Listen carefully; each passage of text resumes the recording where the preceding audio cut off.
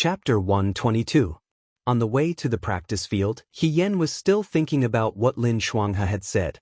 The snake-patterned black jade in her hand was as cold as water. In the winter, it was so cold that it cleared her mind. Yesterday, he had gotten drunk and stolen Xiaoju's jade. To be able to do such a shocking thing, it seemed that in the future, she really couldn't drink as she pleased. As He Yen thought, she had already reached the side of the practice field. In front of Xiaoju stood a person wearing the black armor of the Southern Fu army. His head was lowered and he didn't speak. When he got closer, Xiaoju said coldly, "This is your formation?"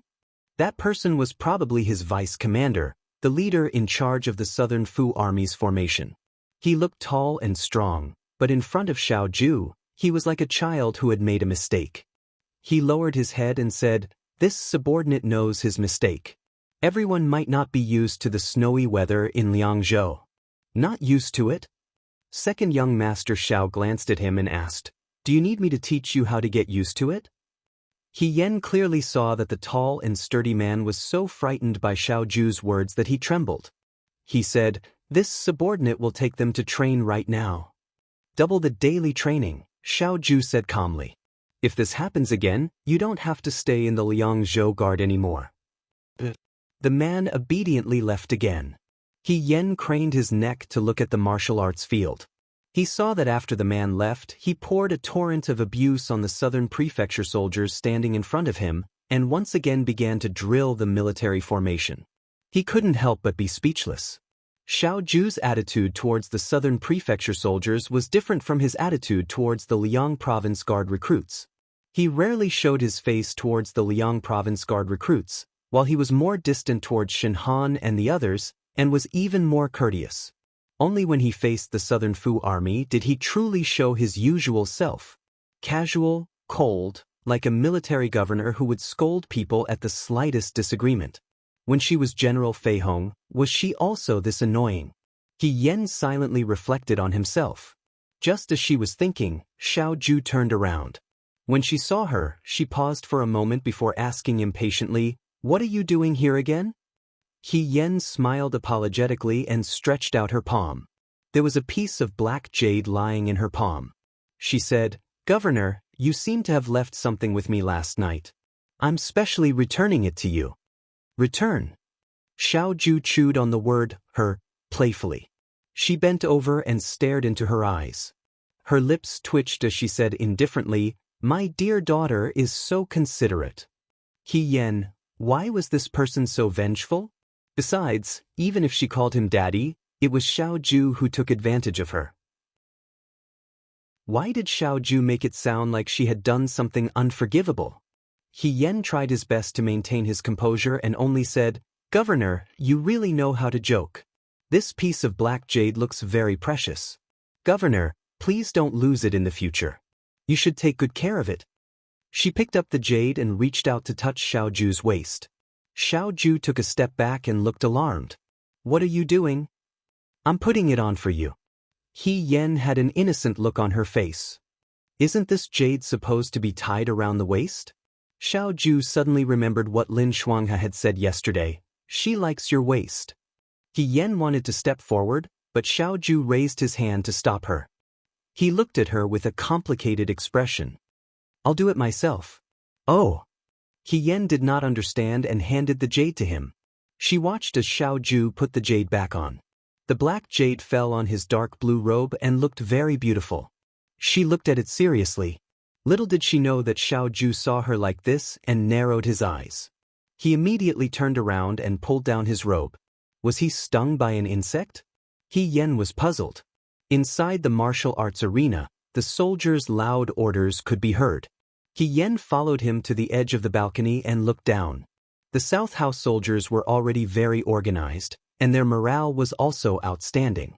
This kind of strong soldier, he almost scolded them to tears just now. What was wrong with Xiaoju? Wasn't he too picky? If he took over the Fuyue army, he would not have enough time to scold them. He would not even have enough time to eat. He Yen looked and said what was on his mind. She said, "They are training well. You were too fierce just now." "Fierce?" "Yes." He Yen said, "If it was me, I would have been scared to death." Xiao Ju laughed again. Her smile was a little mocking.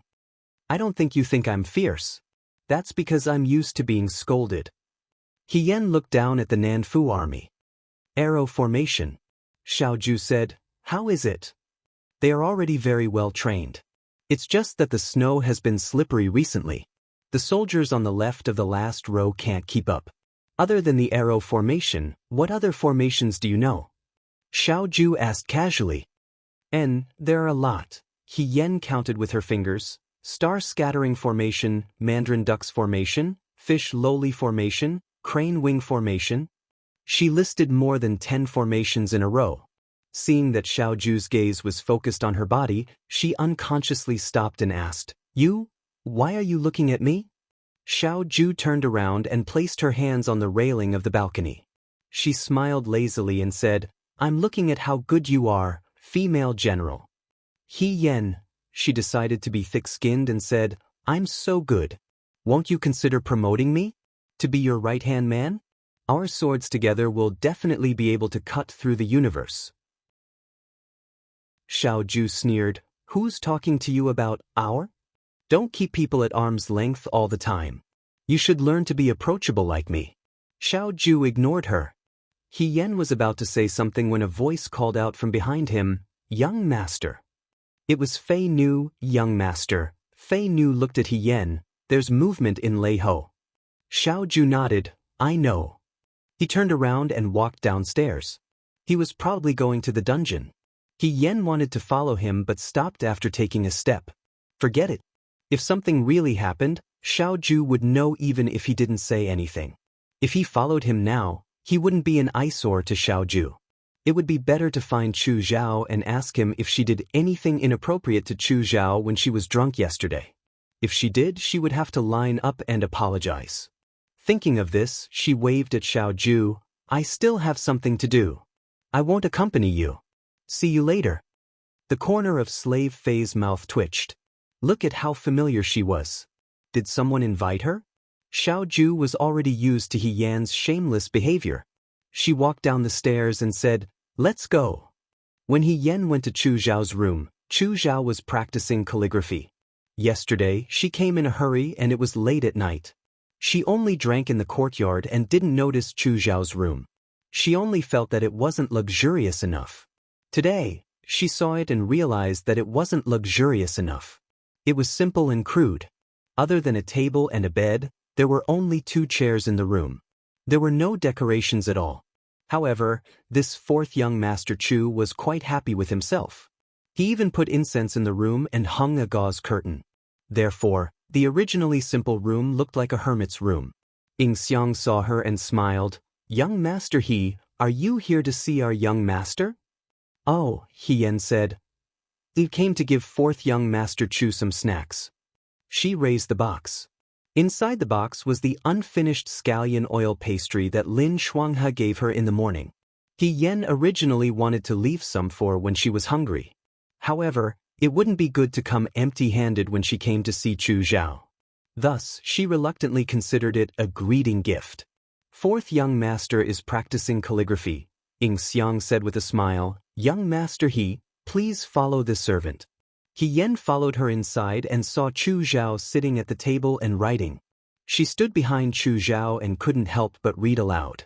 There is not a speck of dust on the green mountain, not a cloud in the blue sky. There is only one moon in the sky, only one person in the mountain.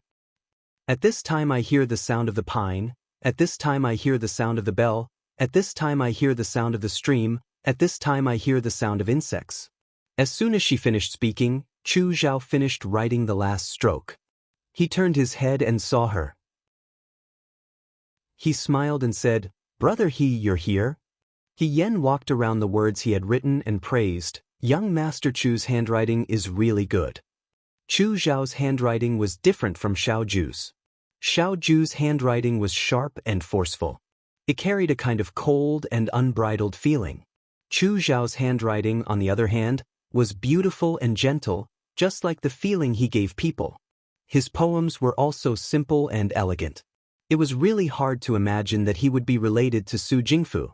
However, when she thought about Su Jingfu, if He Yan wasn't close to Xiao Ju now, And if she hadn't heard Ding Yi's words before, in her heart, Su Jingfu would just be an honest and upright old prime minister.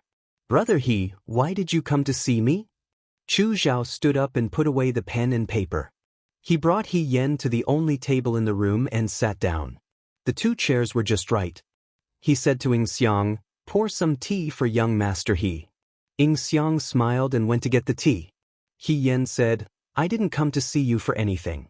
It's just that I drank 4th young Master Chu's Chong and Chun last night. I felt bad, so I sent you some snacks. She motioned for Chu Zhao to look at the box of snacks on the table, but she was too embarrassed to open it. After all, it looked too simple. Thank you. Chu Zhao was very considerate. I just wanted to try the snacks of the Liang Province Guard and see how they are different from the ones in Shuo. Brother He sent them just in time. He Yen coughed twice. I almost forgot to ask 4th young master. Last night, I drank 2 cups too much.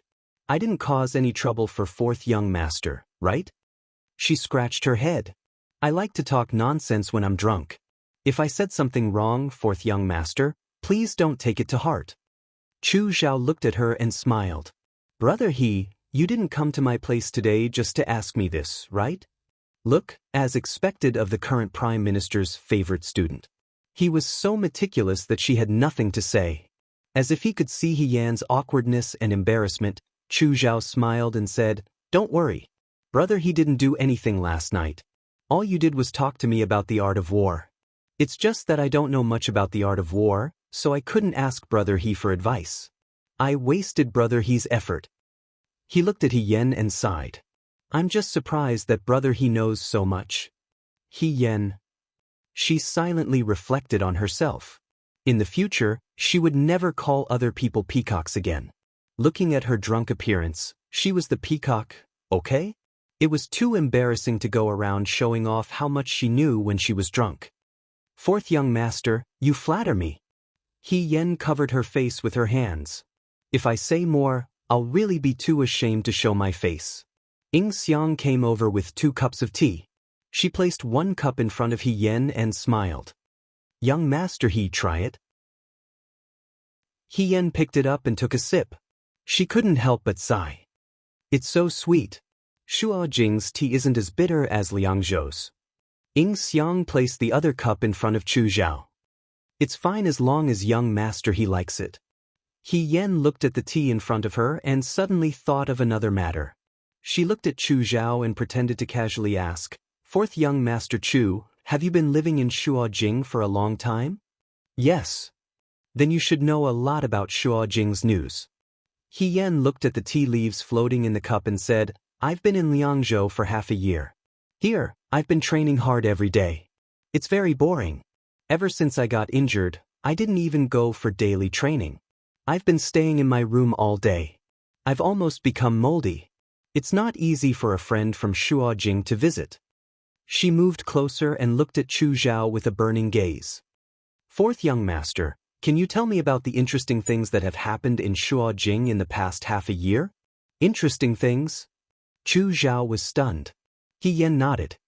That's right, it's something fun. That's a lot. Chu Zhao said warmly.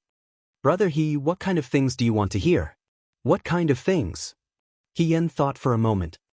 I don't think there's anything particularly interesting about ordinary people. Let's talk about Shuo Jing's official family. For example, the old master was caught red-handed with his wife. Which family's son wasn't their biological son but was actually adopted? Even though Chu Zhao always had a good temper, he was still choked by He Yan's words. He slowly opened his mouth. I don't know much about these private matters. I'll pick some that I know and tell Brother He. He Yen hurriedly nodded. Then she listened to this 4th young master of Count Shijin's food talk about all the officials in Shuo Jing. However, she didn't hear any of the so-called interesting things. It was nothing more than someone who had been promoted, or someone whose salary had increased by 2 shi. Someone whose memorial was too ugly and was disliked by the emperor. Someone's wife received a rare piece of cloth and gave it to an imperial concubine to please her. 4th young Master Chu was handsome, had a good temperament, and was patient. He wasn't like Xiaoju who got impatient quickly. However, He Yen almost lost her patience when talking to him. She endured and endured. After drinking 2 cups of tea, she still hadn't heard what she wanted to hear. She couldn't help but interrupt Chu Zhao. Fourth young Master Chu, when you were in Shuojing, did you know the current General Fei Hong? As soon as she said this, Chu Zhao paused. He picked up his tea and took a sip. He asked with a smile, "Why are you suddenly talking about him?" Every day when I was in the Liang Province Guard, the instructors were always privately discussing who was more powerful, General Feng Yun or General Fei Hong. I see General Feng Yun every day now, so there's nothing strange about her. However, I've never seen General Fei Hong. She smiled. You also know that General Fei Hong and I both have the same surname. Perhaps we were from the same family in our previous lives. I just want to hear what's strange about him. Is he really that powerful? Chu Zhao looked at He Yan.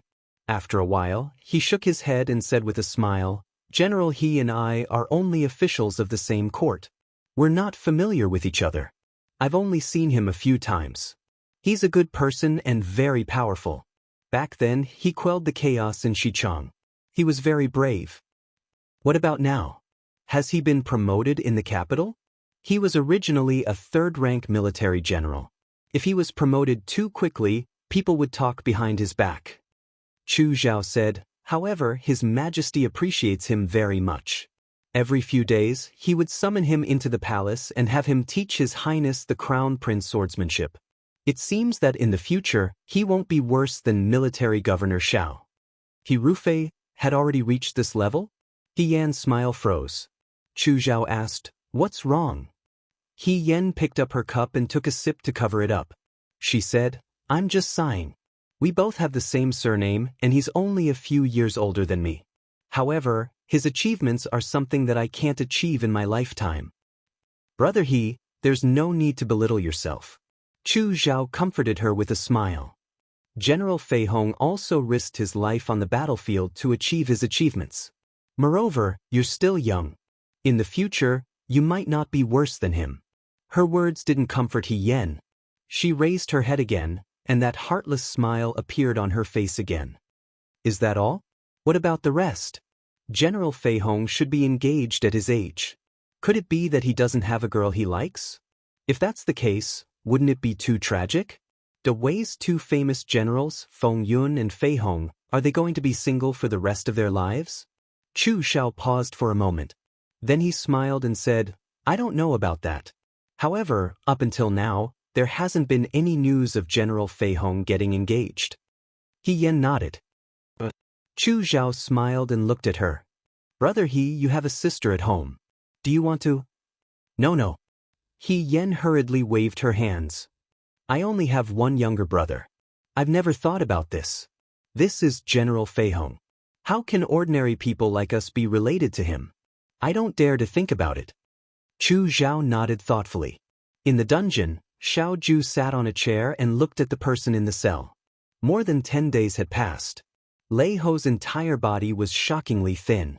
It was as if he was a completely different person from 10 days ago. He also did not sleep well. His entire body seemed to be tormented by nightmares. His eye sockets were deeply sunken. The originally tall man had become much more stooped. Fei Nu delivered the letter and said in a low voice, We found the person who met Lei Ho. The letter came from Jiang. Jiang? Xiao Ju raised her eyebrows. That's right. Xiao Huaijin. Lei Ho opened his mouth. His voice seemed to have been burned by fire. It was extremely hoarse. It was as if he would not be able to speak in the next moment. His lips were cracked and bloodshot.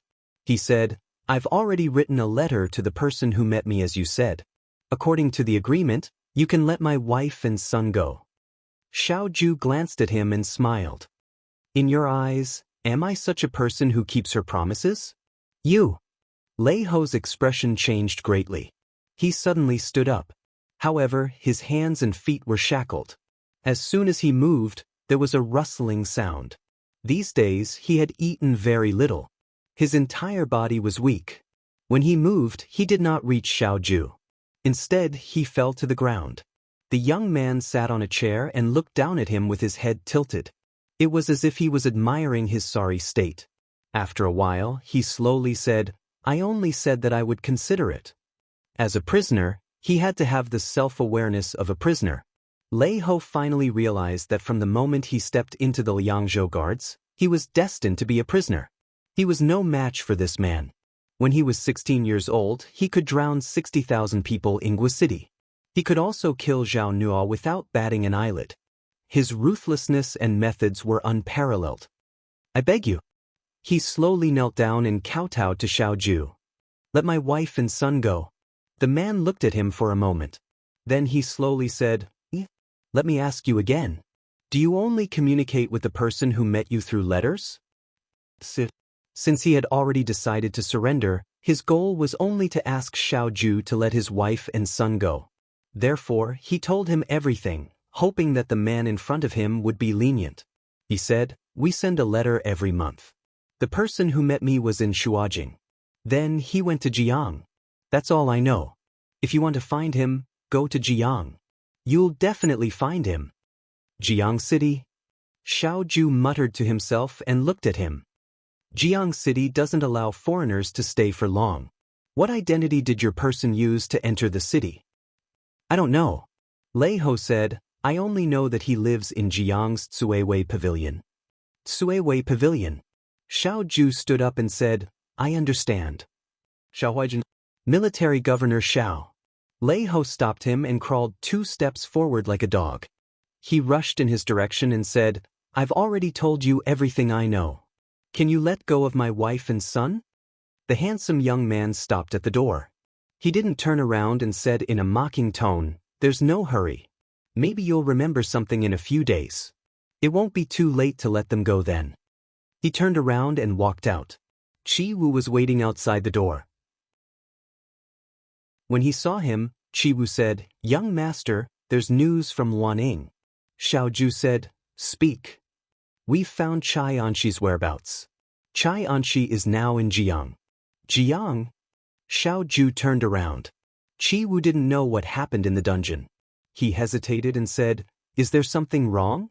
Fei Nu followed behind him and said with a serious expression, The messenger Lei Ho mentioned is also in Jiang.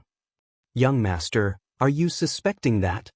Fei Nu was surprised. The person who secretly met with Lei Ho is Chai Anshi? I can't be sure because I haven't seen him.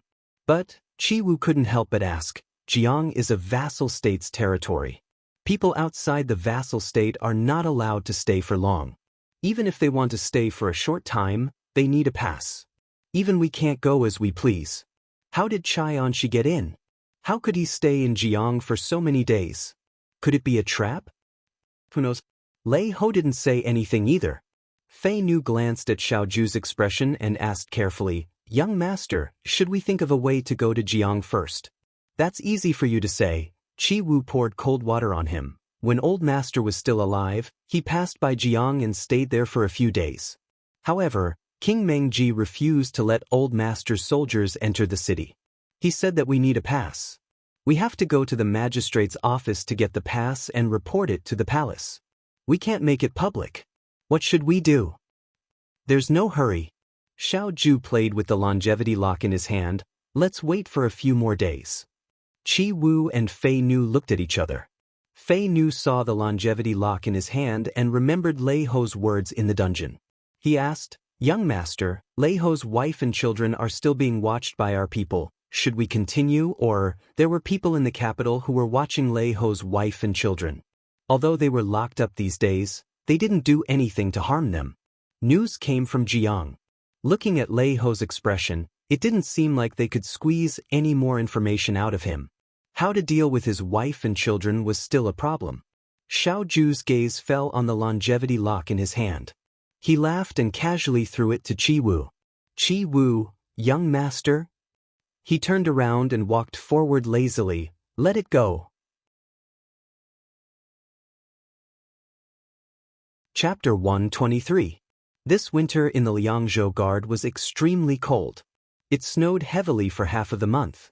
Even if it wasn't snowing heavily, the sun rarely came out. There was a shortage of firewood and charcoal. Fortunately, after the new Liangzhou County Magistrate took office, He took the initiative to send some charcoal from the county government's warehouse to the guard office as a way to establish a good relationship with the right army's commander-in-chief. The new county magistrate was still very young and didn't have anyone to rely on at home. He looked gentle and weak, but he was very experienced and thoughtful. Lin Shuanghe was very satisfied with this new county magistrate. In the blink of an eye, 2 months had passed. The year was coming to an end. Soon it would be the new year. After the new year, it would be another spring day. The new recruits of the Liangzhou Guard would no longer be called new recruits and spend the new year here. In the room, Xiao Ju was talking to Qi Wu and Fei Nu.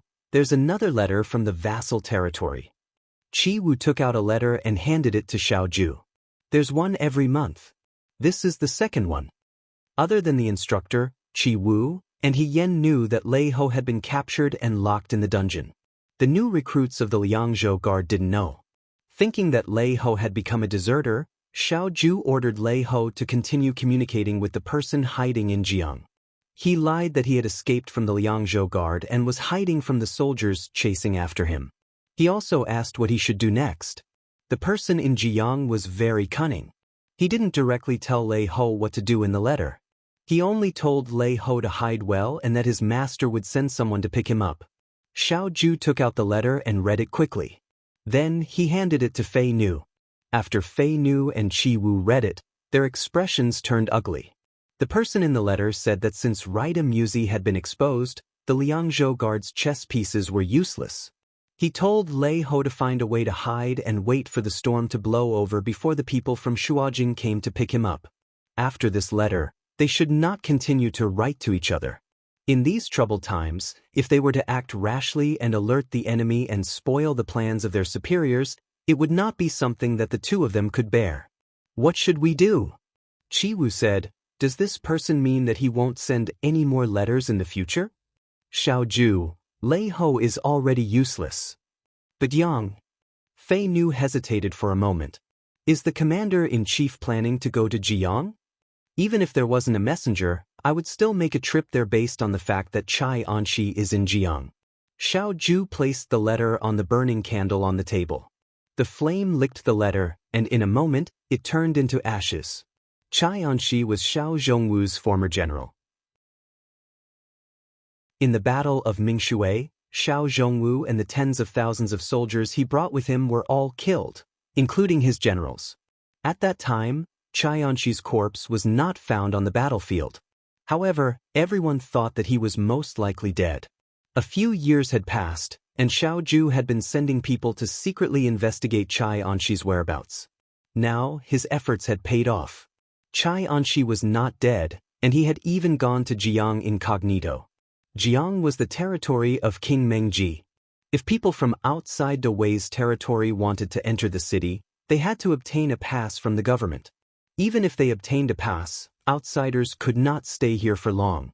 Chai Anshi had lived here for a long time, so it was no wonder that others could not find his whereabouts.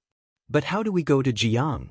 If we ask the government for a pass, Su Jingfu's people will be able to find out. Won't they be able to control our every move? Fei Nu asked. Xiao Ju turned around, thought for a moment, and said, do we use another method? Qi Wu, what method? Find someone who has a pass to go to Jiang and change their identity. This. Slave Fei was in a difficult position. When Mengji King was still alive, he was extremely strict on the way in and out. Even if there was a pass, there was also a record and a portrait of the person. Moreover, because it was very troublesome to enter the territory of the vassal state, the people of Dawei dealt with it by not going there if they could. Throughout the year, there were very few people who had a pass to go to Jiang. There were not many people in the first place, and the customs were very strict. It was not easy to ask someone to change their identity with Xiao Ju, even if they were not allowed to enter the territory again if they were found out. Let Luan Ying handle this, Xiao Ju said to Qi Wu. Write a letter to Luan Ying immediately and tell her to prepare as soon as possible. Qi Wu. As they were talking, someone pushed open the door and entered. It was Lin Shuanghe. Qi Wu nodded at him. Young Master Lin. Lin Shuanghe also smiled at him. Fei Nu also tactfully left. Huijin, what have you been busy with these days? Lin Shuanghe waved his fan. It's almost spring now. Do you know how many times I've seen you? Are you bored? Xiao Ju said, when Qing Lisu returns to the capital, you can go with her. Forget it. Since I'm already here, why should I go back? He said, when are they leaving? In 2 days. After the incident with Muzi, the Liangzhou guards were no longer safe. There might be changes in the future. It was not suitable for Qing Lisu and Song Taotao to continue staying here. Xiao Ju had already ordered people to leave for Shuo in a few days. The two children were naturally unwilling and argued for a long time. However, with Xiao Ju involved, there was no reason why it could not be done. No matter how dissatisfied they were, they could only accept Xiao Ju's arrangement. I won't say anything about Qing Lisu, but Song Taotao, that little girl, is actually willing to let go of He Yan? Lin Shuanghe said in disbelief. She almost grew up on He Yan? She's going to go back just like that? Why don't you ask her? Xiao Ju sat down on a chair and poured himself a cup of tea. He drank lazily. He had been busy for a long time, but he only had a short break. Qing Lisu sat on his soft couch and looked at him. It's fine if you ignore me. After all, we've known each other for so many years, so I won't argue with you. However, how can you ignore my Mimi? Although military matters are important, my Mimi is also important. Don't blame me for not warning you. If you continue like this, when Mimi is taken away by Chu Xilin, you won't have anyone to cry to. What does she have to do with me? Xiao Ju frowned impatiently and said, What's wrong with Chu Xilin? Lin Shuanghe rested his chin on the handle of his fan and said calmly, I don't know if it's a coincidence or not, but for the past month, I've always seen Mimi and Chu Xilin talking together. She's a girl and she's injured. She can't train every day and is bored. I don't know why Chu Xilin came to Liangzhou. It's already been 2 months and he hasn't mentioned when he's leaving. He's bored and Mimi's bored. When the two of them get together, they're already close. Anyway, Mimi used to call him Fourth Young Master Chu. 2 days ago, I heard her call Chu Xilin, Brother Chu. If this continues, won't you panic? Xiao Ju was confused. Why should I panic? Why don't you think about it? If younger sister he is kidnapped by Chu Xilin and used by Chu Xilin, the Liang province guards will have one less peerless genius in both civil and military strategy. You are pushing away a capable general. Xiao Ju sneered. Do you think there's no one in the Liangzhou guards?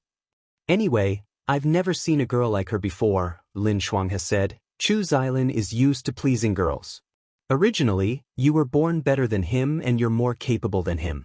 However, your personality is still more gentle and kind. Which girl wouldn't like to have such a good-looking rich young master accompanying her gently every day? Xiao Ju's beautiful eyes narrowed and her voice was filled with mockery.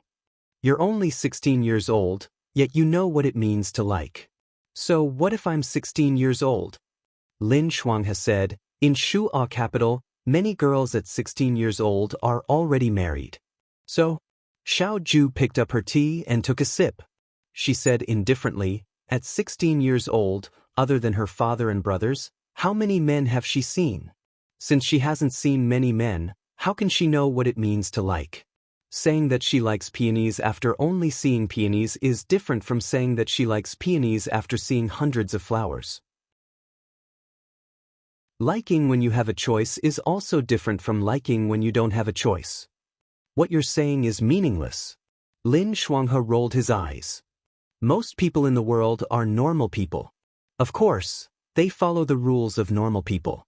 Normal people are like this. They get married at 16 and spend their lives together. It's not like they don't have a lifetime of happiness. There are even more unhappy people. Xiao Ju said, normal people don't have a choice, but I do. Lin Shuanghe was completely speechless. He said, okay, you have it, you have it, you have it. But according to what you said, the only girl you can find who's seen hundreds of flowers is Mimi He. Mimi He didn't just see hundreds of flowers in the Liang province guards. There are tens of thousands of men in the Liang province guards, and she's also seen tens of thousands of flowers. If she sees tens of thousands of flowers and likes you, that's great. But if she sees tens of thousands of flowers and likes Chu Xilin, Lin Shuanghe gloated, wouldn't that be a huge blow to you? You're thinking too much.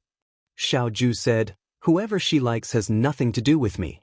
However, Chu Xilin is Su Jingfu's son-in-law. She can like Chu Xilin. Xiao Ju's lips curved. As long as she's not afraid of death. Lin Shuanghe was stunned. But I almost forgot. Chu Xilin is Su Pingting's man. When Lin Shuanghe and Xiao Ju talked about Chu Xilin, He Yan had just arrived at Chu Xilin's door. Ying Xiang smiled and welcomed her in, saying, "Young Master He, you're here." Then she looked behind her and said jokingly, "Miss Song didn't follow me today." Thank goodness. Song Taotao guarded Ying Xiang tightly. As soon as He Yan went to find Chu Zhao, Song Taotao would be alert and follow him. After all, Ying Xiang was beautiful and charming. She wasn't as cold and aloof as Shenmu Xue. To men, she was more attractive. She's packing her things. He Yan smiled. In a few days, she'll be leaving the Liang province guards. She can't follow me around every day. Speaking of this, He Yan felt a headache coming on. When Song Taotao found out that she was going to return to Shuojing, she cried and threw a tantrum, unwilling to leave no matter what. She and Cheng Lisu reached an unprecedented agreement and almost tore off the roof of the Liang province guards. In the end, Xiao Ju had to personally come out and subdue the two children. Only then did she agree to follow Xiao Ju back to the capital. That wasn't all, but Song Taotao even tried to take He Yan with her. Whatever second young master Xiao promised you, my Song family will triple it. Don't stay in the Liang province guards. The little girl looked at her with disdain. The Liang province guards is such a cold place. If you're not careful, you'll lose your life. I heard Cheng Lisu say that if you want to make a name for yourself, why do you have to walk this path? You've risked your life here and haven't even been promoted. Too pitiful. He Yan thought, yes, too pitiful. My Song family is different, Song Taotao said seriously. Although my father can't call the wind and summon the rain in the capital, he can still help you a bit. You'll have a much better future in my Song family than in Liang province. As for the military registry, you don't have to worry. As long as I tell my father, he'll find a way to set you free. He Yan. No, I'm fine in Liang province. Song Taotao's gaze was like a knife. Don't tell me you don't want to let go of that maid called Ying Xiang? The little girl was young, but she was quite shrewd. He Yan didn't know whether to laugh or cry. That's not it. It's just that my status in the Liang province guards is special. If Miss Song wants me, you can go directly to Military Governor Xiao. If Military Governor Xiao is willing to let me go, of course I'll follow Miss Song back to the capital. Would Xiao Ju let him go so easily? Of course not. The Liang province guards weren't the backup army of the capital's son-in-law. If she took the lead, what would the other recruits think? It was better to curry favor with a rich young lady than to fight to the death. If this continued, the Liang province guards wouldn't even need to be attacked by the enemy. Once the soldiers' morale dropped, they would be gone in 2 years. Xiao Ju wouldn't let that happen. Bringing up Xiao Ju was still quite shocking to the little girl. Song Taotao immediately gave up and no longer mentioned bringing He Yan back to the capital. She walked into the room and saw Chu Zhao feeding the birds. He Yan felt that Chu Xilin was a very interesting person. If he wasn't gardening, he was writing, and if he wasn't writing, he was feeding the birds. His life was like that of an old man in his 60s or 70s in the capital. However, he had stayed in the Liang province guards for 2 months. Since he was so carefree, wouldn't it be better to go to the capital and relax? Why come here to suffer? There wasn't even a lot of coal here. However, even so, He Yan was still willing to run over to Chu Xilin's room. There was no other reason. Chu Zhao was a very patient person. He Yan couldn't go to the practice field to train anyway. It was good to listen to Chu Zhao talk about the interesting things in the capital. In her previous life, she had been fighting outside. When she returned to the capital, He Rufei had replaced her. She didn't know much about the Shuo capital's officialdom. She didn't know much about her colleagues. In the past, it was fine. However, after doing a few things with Xiao Ju, He Yan knew that if she really wanted to start over, she had to know the power structure of each party. At least she knew the general situation of the Crown Prince's faction, Prime Minister Su's faction, and Xiao Ju's faction. He Yan learned a lot from Chu Zhao. She didn't want to be too hostile towards Chu Zhao. Moreover, this person really didn't do anything to her in the beginning. Today, it was Chu Zhao who ordered Ying Xiang to come over and talk to He Yan. "Brother Chu," she said. Chu Zhao put the last bit of bird food into the bowl. The bird flapped its wings and let out a clear cry. This kind of cold weather was really not suitable for raising birds. Therefore, Chu Zhao placed all of his charcoal near the birdcage. He was also very considerate and gentle towards birds. "You're here." Chu Zhao smiled as he walked to the basin to wash his hands. "Brother Chu, why did you ask Ying Xiang to come find me today?" He Yan asked tentatively. Normally, He Yan was the one who took the initiative to talk to Chu Zhao. It was rare for Chu Zhao to take the initiative, so there must be something important. "It's nothing." Chu Zhao smiled as he invited He Yan to sit down. "I might be going back to the capital in a few days. Before I leave, I want to say goodbye to Brother He." He Yan was startled. "You're going back?" "That's right." Chu Zhao smiled. "I've already stayed in Liangzhou for 2 months. It's a long journey. By the time I get back, it will already be spring." He said, "I'm indebted to Brother He for taking care of me these past 2 months in Liangzhou. It was very interesting. Brother He is very considerate." "You're too kind." He Yan hurriedly said, "It's not me taking care of you. It's you taking care of me. The people who will come to pick me up will probably arrive in a few days." Chu Zhao smiled. "I don't think it will snow for the next few days. Why don't we set up a pavilion banquet on Baiyue Mountain and drink farewell wine with Brother He? The commander-in-chief doesn't allow us to go up the mountain without permission." He Yan was in a difficult position. Brother Chu also knows that I can't hold my liquor well. If I get drunk, it will inevitably cause trouble. When Chu Zhao heard this, he smiled and shook his head. "It's fine.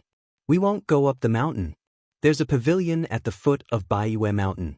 From there, you can overlook the Wulu River and see the best moonlight. It's fine at the foot of the mountain. As for wine, even if Brother He wants to drink, I don't have any. I'll use tea in place of wine. It's fine as long as you're sincere." Since he had already said it like this, He Yan didn't have any reason to decline. He straightforwardly replied, "Of course it's fine.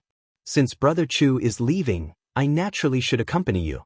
When will the pavilion banquet that Brother Chu mentioned be held? I'll make some preparations." "Tonight will be fine." Chu Zhao smiled. "If it snows at night, there won't be a good moonlight tomorrow." He Yan said, "Tonight it is. Tonight, I'll definitely talk to Brother Chu all night long." She thought Chu Zhao was about to leave. In the future, who would be able to explain to her the intricate and complicated relationships between the various officials in the capital?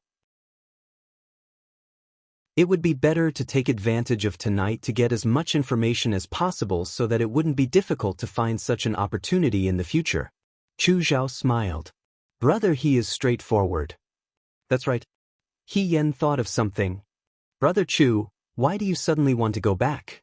Didn't you say before that you wanted to stay until the spring weather warmed up a bit before leaving? If you leave now, I'm afraid the journey will be cold. I can't help it. Chu Zhao smiled somewhat helplessly. It's my colleague, Hanlin Academy scholar Su Darren, who is getting married. I have to rush back to the capital to attend the wedding banquet. He Yan was holding the teacup on the table to warm her hands. When she heard this, she froze. She felt her palms become cold and her heart gradually sank. She almost couldn't control her expression. She stiffly pulled the corners of her mouth and asked, Su Darren? Which Su Darren? His name is Su Zhiheng, the eldest son of the Crown Prince's grand tutor. Chu Zhao curiously said, Haven't I told you about him? This person is erudite and multi-talented. He's well-read and is very outstanding. The steaming hot tea suddenly froze into ice. He Yan's fingers curled slightly. Su Zhiheng. He Yan didn't know how she returned to the room. She also couldn't remember what Chu Zhao said after that. She only remembered that she tried her best not to reveal any of her emotions, so that others wouldn't notice any flaws. When she returned to the room, she almost couldn't stand properly. She held the head of the bed and slowly sat down on the bed. Chu Zhao's words just now echoed in her mind. Su Darren once had a wife. His eldest brother-in-law is the current General Fei Hong He Rufei. He Rufei's cousin, the daughter of the He family, married Su Zhiheng for half a year. She lost her sight due to an illness. However, Su Darren didn't dislike his first wife because of this. He searched everywhere for famous doctors and was very considerate. He Yen asked, "Very considerate?" That's right. At that time, the Su family's madam hoped that Su Darren would take a concubine or find another wife for him. Su Darren flatly refused. Unfortunately, Su Darren was unlucky. This spring, when she was alone in the manor, the servants didn't notice and she accidentally fell into the pond and drowned. Su Darren passed away almost a year ago. Su Darren originally told his relatives and friends that he wouldn't marry again in the future. However, he was still young. How could the Su family let him be a widower for the rest of his life? He was so affectionate that even his deceased wife's family couldn't stand it. They chose another young lady from the He family to be engaged to him. She was the daughter of the He family's second branch. She was 3 years younger than the original Su Darren. She was only 17 this year. The daughter of the He family's second branch was only 17 this year. He Yen closed his eyes. That was her biological younger sister. The He family had already planned this. Perhaps it was the result of their discussion with Su Zhiheng. He Yen had to die. However, once He Yen died, the relationship between the He family and the Su family would disappear. This was the result that neither family wanted to see. It was better to exchange one person for the other. He Yan's death for a new Su Darren. She held her head. She felt like her head was about to explode. Suddenly, someone's voice sounded. "Big brother? What's wrong?" He Yen looked up. It was Ching Lisu. She asked, "Why are you here?" The young boy said, "I knocked on the door for a long time. No one answered. I thought you weren't here, so I came to give you some snacks." He went forward with concern. "Big brother, you don't look well. Is your wound hurting? Do you want me to call Uncle Lin?" He Yen waved his hand and forced a smile. "No need. I didn't sleep well last night. I'm a bit sleepy." Cheng Lisu didn't doubt him. She nodded. "Okay." She thought of something and curled her lips. "Big brother, you seem to be very busy these days. I have to go back to Shuajing soon. I don't know when we'll meet again.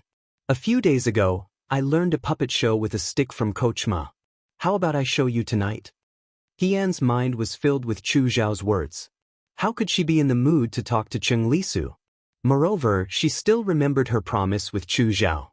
She shook her head. "Not tonight. I've already made plans with 4th young Master Chu. We're going to the foot of Mount Baiyue to see the moon." "Why are 2 men looking at the moon?" Cheng Lisu said unhappily. "Besides, how can the moon compare to a puppet show? Don't you see it every day? What's so strange about it?" His ruckus actually pulled He Yan's attention back a little. She patiently explained, "It's not just to see the moon. It's just that 4th young Master Chu will be leaving the Liang Province Guard in a few days, so before he leaves, he wants to drink with me. It's good that you have a good relationship with 4th young Master Chu. Don't forget about me." Cheng Lisu didn't know about the undercurrent between Xiao Ju and Chu Zhao. To her, Chu Zhao was just a good-looking, good-tempered uncle who came from Shuajing with a gift from the emperor. She said, "After all, I've known you for a long time. It's reasonable for you to be more familiar with me. Big brother, you can't abandon me." She was just a little brat.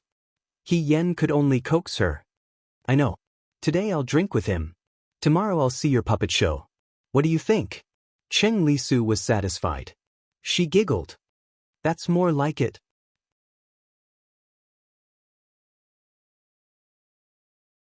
Chapter 124. After lunch, the soldiers all looked for a warm place to rest for a while. Xiao Ju was talking to the deputy commander in the practice field. He was giving instructions for the next month's training. Lin Shuanghe walked over and waved his fan at him from a distance, indicating that he wanted to talk to him in private. Xiao Ju finished giving instructions and walked towards Lin Shuanghe. As he walked, he said impatiently, "Didn't you go to the medical center to help?" Lin Shuanghe had nothing to do all day. Recently, the weather had been cold. Shen Muxue took out a large pot of medicinal soup to warm the stomach and distributed it to everyone. Because there were not enough people, Lin Shuanghe volunteered to help. He had always been a gentleman and thought that the soldiers of the Liangzhou Guard did not bathe and smelled bad. After helping for 2 days, he gave up. "I was going to go, but I met someone on the way. A guest came to the Liangzhou Guard," he said. Xiao Ju asked, "Who?" Lin Shuanghe's face showed a meaningful smile. "Su Pingting's personal maid." Inside the room, a young maid stood in front of the door with a smile. She ordered the servant to open the boxes in the room one by one. She said, "These are the gifts that Miss personally chose for fourth young master." The current Prime Minister Su Jingfu had great power. Half of the officials in the court were his students. He had lived for most of his life and had a good reputation. The emperor trusted him. If there was anything he regretted, it would be that he did not have a son. Later, he found a famous doctor to treat him. When he was in his 50s, his wife finally gave birth to a daughter, Su Pingting. He only had this precious daughter when he was old. The Su family was almost completely obedient to Su Pingting. Even the princess was not as pampered as her. Su Pingting was 17 years old this year. She was also a charming little beauty, but her personality was particularly domineering, making it hard for others to resist. Chu Zhao was Su Jingfu's favorite student. He often went to eat with the Su family. After a while, he became familiar with Su Pingting. Little sister Mo Tai must be tired from the long journey. Ying Xiang smiled as she handed over a cup of tea and said, "Drink some tea to warm your body." Mo Tai glanced at Ying Xiang and said with a fake smile, "Forget it. This servant is not used to the crude tea of the Liang province guards." Ying Xiang was not annoyed. She still had a smile on her face as she took the tea away. Mo Tai looked at Ying Xiang's back and a trace of contempt flashed across her eyes. She cursed in her heart. With such a vixen by fourth young Master Chu's side every day, who knew if she would use her seductive methods on his master?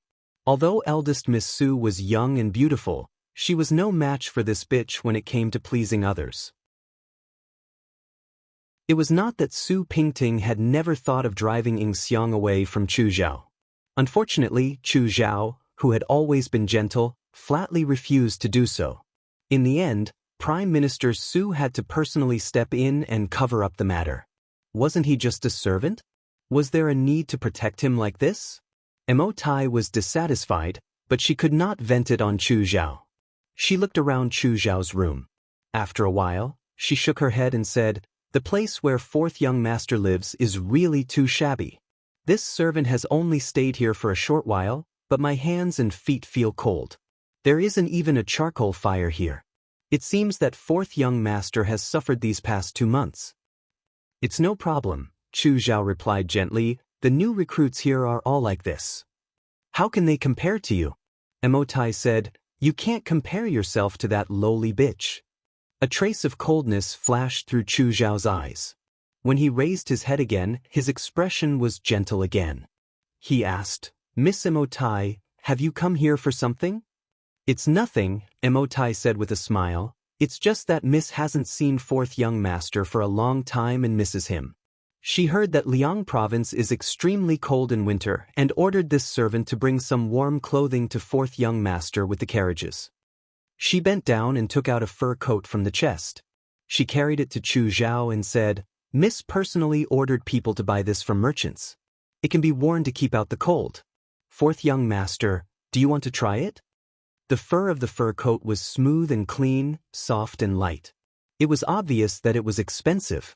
Chu Zhao stood up and put on the fur coat. He smiled and thanked her. "It's very warm. Please thank eldest miss for me." Mo Tai covered her mouth and smiled.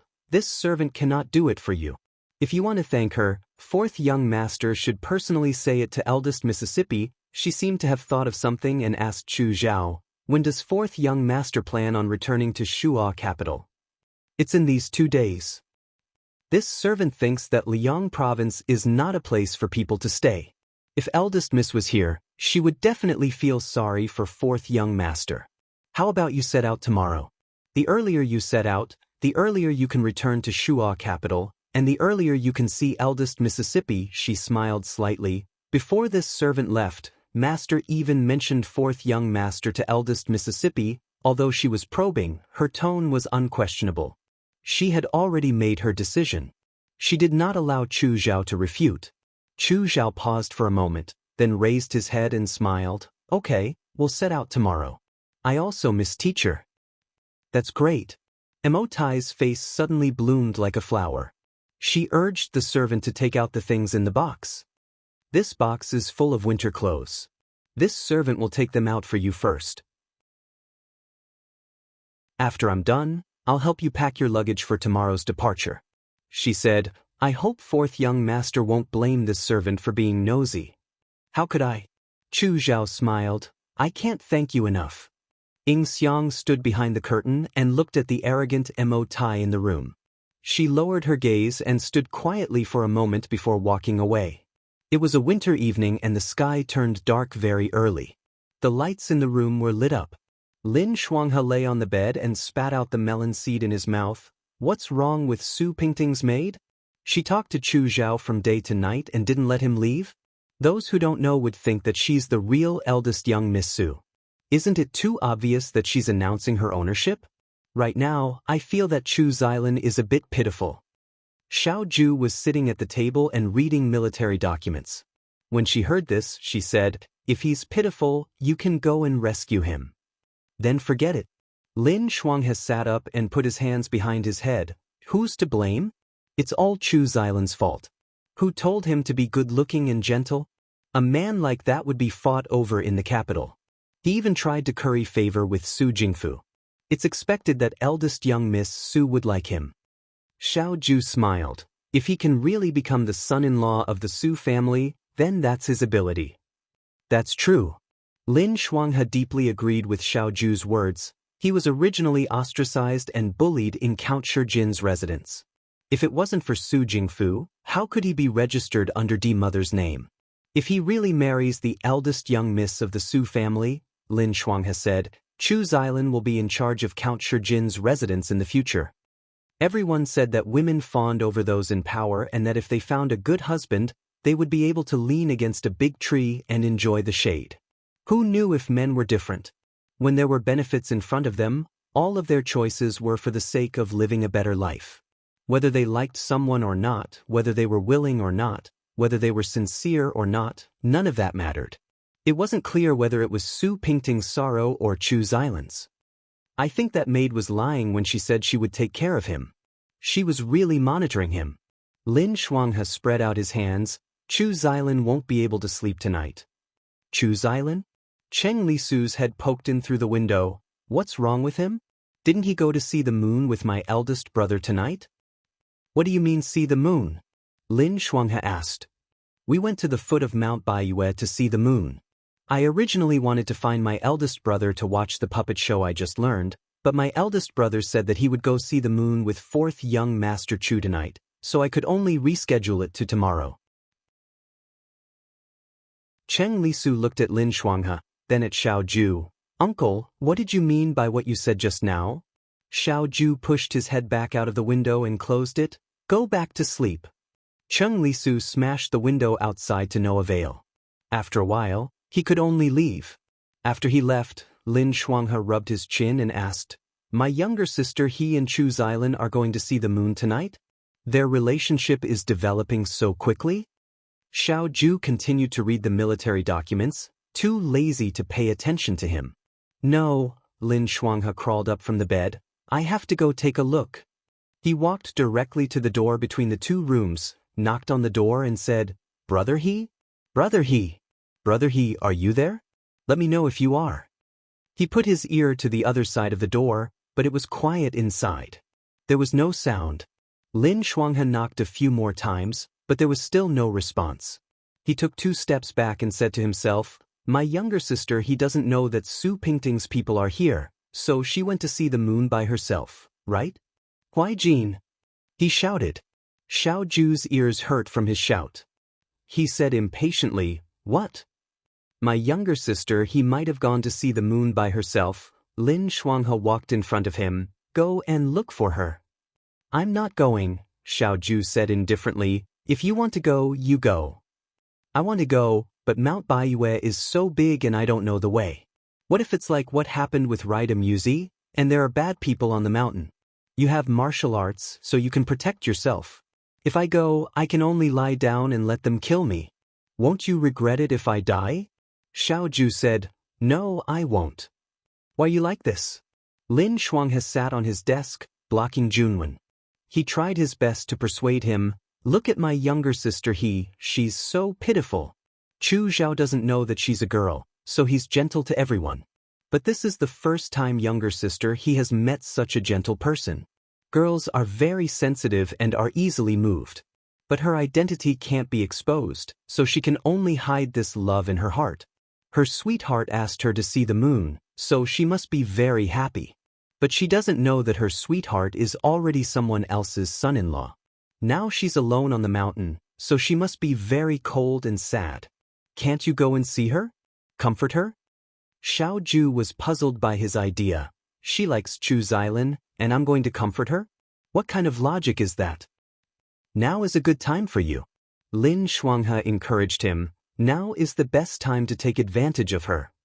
Xiao Ju sneered. Then I won't go. Okay, Lin Shuanghe said. Let's not talk about feelings. She's your soldier, and you're her superior. Younger sister, he helped you protect the Liangzhou guards a while ago, so you should care about your subordinates. I'm her superior, not her father, Xiao Ju said coldly. Besides, she has legs. If she can't wait for him, she'll come back. Lin Shuanghe was silent for a moment, then asked him, Do you think she's the kind of person who will give up if she can't wait? Xiao Ju's hand that was holding the pen paused. The image of the youth running with a sandbag on his back in the martial arts arena appeared in his mind. He Yen wasn't the kind of person who gave up easily. Sometimes she was clever and cunning, but sometimes she was stubborn and persistent. It was hard to say whether she was stubborn or stupid, but Lin Shuanghe was right. With her personality, there was an 80 to 90% chance that she would wait for him on the mountain for the entire night. She was crazy. Seeing that Xiao Ju's attitude had softened, Lin Shuanghe immediately added fuel to the fire. Think about it, she's only 16 years old. It's already not easy for a little girl like her to get to where she is now in the Liangzhou guards. Now that Chu Xilin gave her such a blow, she's too pitiful. Just treat it as a good thing, go up the mountain and bring her back. She'll be grateful to you, and she'll have to be more sincere when she works for you in the future. Seeing that Xiao Ju didn't move, Lin Shuanghe added fuel to the fire. When Madame Xiao was alive, she was the most benevolent and soft-hearted person. If she saw little sister she'd definitely help. Shut up. Xiao Ju couldn't take it anymore. He grabbed the cloak beside him, stood up and walked out the door. I'll go. Lin Shuanghe looked at his back, extremely satisfied. Now that's a real man. At the foot of Mount Baiyue, there was a huge rock. The huge rock was flat and extended, and it looked like a stone platform. Walking down the stone platform, one could hear the sound of waves at the end. Looking down, one could see the majestic river below. Looking up, one could see the bright moon thousands of li away, illuminating the mountains and rivers. He Yen sat down at the end of the too. The sound of water splashing against the rocks in the distance. It was as if the deep ancient sound came from a distant time and space, distant and drawn out. She had arranged to meet with Chu Zhao at 9 o'clock, but she didn't know what time it was.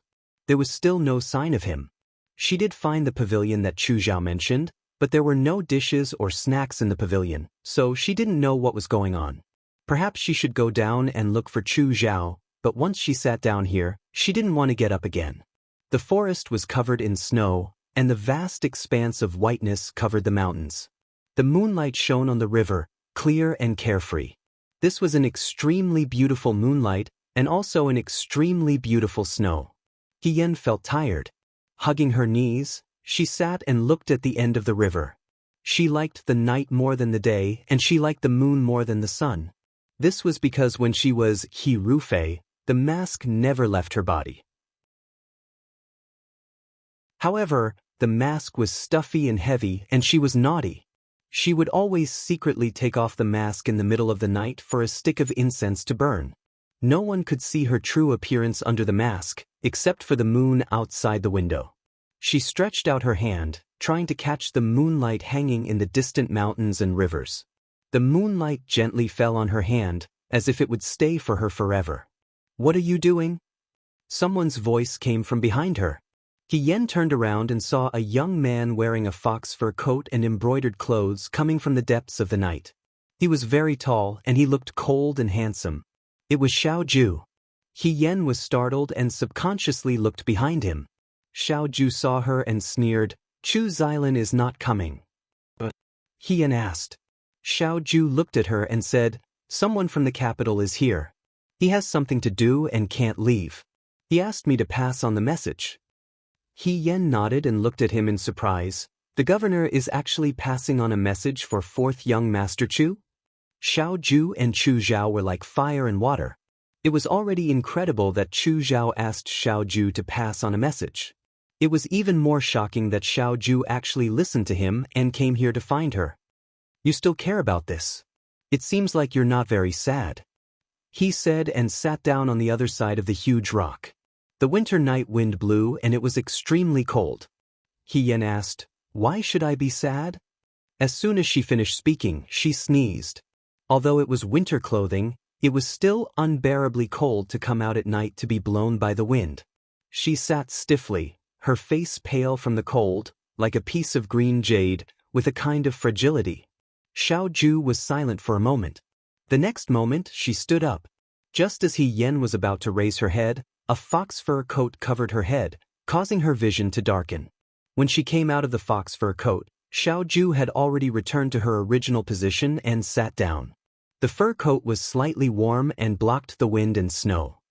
Yen was stunned for a long time before she said, "Thank you." Xiaoju turned her head and glanced at her. The young girl's hair was tied up and she was wearing his black fur coat. Her shoulders were very narrow and she looked very frail. She used to be noisy and chatty all day long and only felt that it was a headache. However, when she was quiet, it was as if she had turned into another person. It made people feel uncomfortable. Xiaoju lowered her eyes and looked at her. After a while, she smiled. "You look so bitter and resentful. It's really ugly." She paused and said, "You can't bear to leave Chu Xilan?" "What?" Yen was confused. "I didn't see you this depressed even when you were about to die," she said lazily. "It seems like you like him very much." Yen didn't understand what she was saying. "He hasn't left yet and you're already so depressed. What will you do when he leaves tomorrow?" Xiaoju looked at the river in the distance. "Tomorrow?" Yen was shocked. "So soon?" She remembered that Chu Zhao told her that it would be one of these days. He didn't say that it would be tomorrow. Xiaoju looked at her with a half-smile. "Are you anxious?" "No," Yen said. "I'm just a little surprised." She thought of something and said sadly, "Well, he has to make it in time for Master Su's wedding. He has to leave as soon as possible." Yen asked Xiaoju, "Do you know the young master of the Su family in Beijing?" Xiaoju said, "I've heard of him. Su Zhiheng is getting married." Fourth young Master Chu rushed back just to make it in time for his wedding. Yan's voice was dry. "The one getting married is Su Zhiheng, not Chu Xilan." Xiaoju frowned. "Look at how useless you are now. You still want to join the Nine Flags Battalion?" Yen forced a smile. Just as she was about to speak, Xiaoju waved her sleeve and threw something into her arms. Yen looked down. It was a stick of tanghu. It had been outside for a long time and was as cold as ice. It was bright red in the snow. Where did you get this?" "It's Song Taotao's," Xiaoju said. "I just took a stick of it." He didn't know how to coax a girl. Before he left, he asked Lin Shuanghe.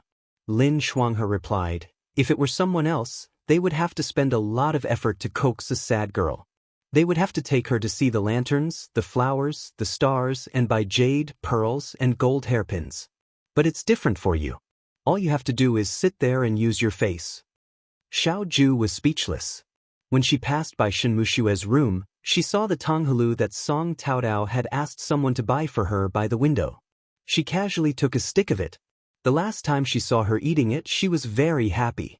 He Yen picked up the tonghalu, removed the rice cake wrapper, and licked it. The tonghalu was cold and a little sweetness spread along the tip of her tongue. It was so sweet that it made her heart feel bitter. She suddenly remembered the words she said to Chu Zhao. She asked Chu Zhao, "What's the name of the new young mistress, Su?" Chu Zhao replied, "He Xining. She's the second daughter of the He family's second branch. She's a cousin of the previous young mistress He. I've met her once. She's innocent and gentle. She's a good match for young Mistress Su." He Xining. He Yen muttered, "Do you know the name of the previous young Mistress Su?" Chu Zhao was stunned. He hesitated for a moment and shook his head. The previous young Mistress Su lived in seclusion.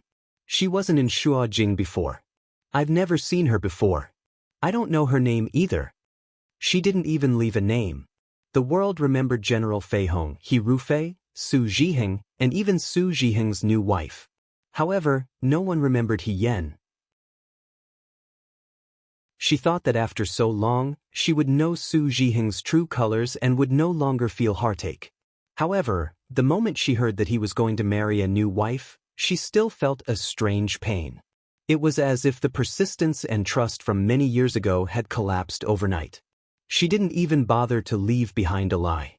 All that was left was her stupidity and unwillingness. She raised her head and looked at the moon.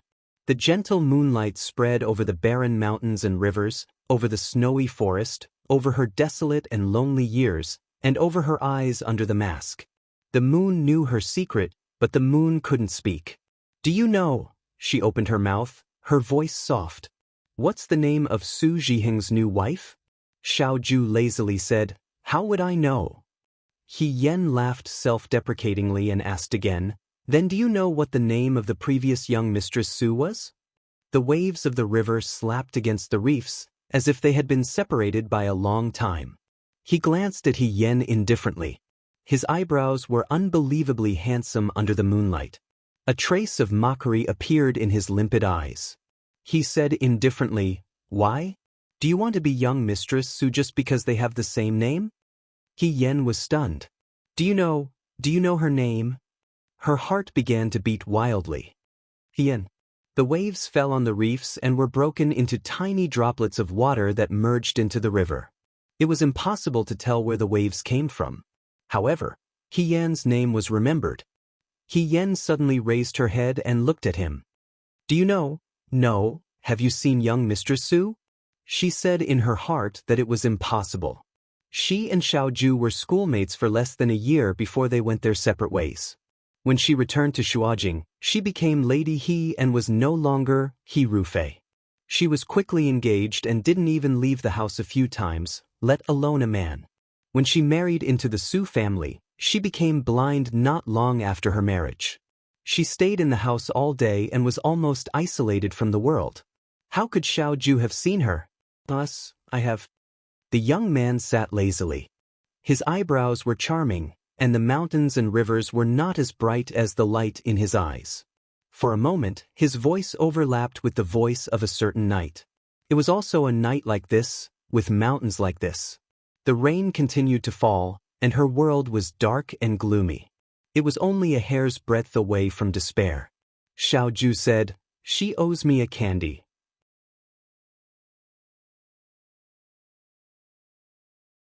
Chapter 125. The Mid-Autumn Festival in the 62nd year of Qingyuan was the coldest Mid-Autumn festival in Dawei. It had been raining since the morning and the clouds were heavy. Looking at the situation, it seemed like it would rain for an entire day. Mount Lianxue was a chaotic mountain with many peaks. Because of the rain, the fog was thick and the mountain path was difficult to travel on. The carriage slowly passed on the mountain path. Even on such a difficult mountain path, Mount Lianxue was bustling all year round. This was because there was a spiritual temple on the mountain called Yuhua. Yuhua Temple was very popular. It was said that anyone who worshipped Buddha there could have their wishes fulfilled. This was an exaggeration, but Yuhua Temple had existed for hundreds of years. It was a true ancient temple.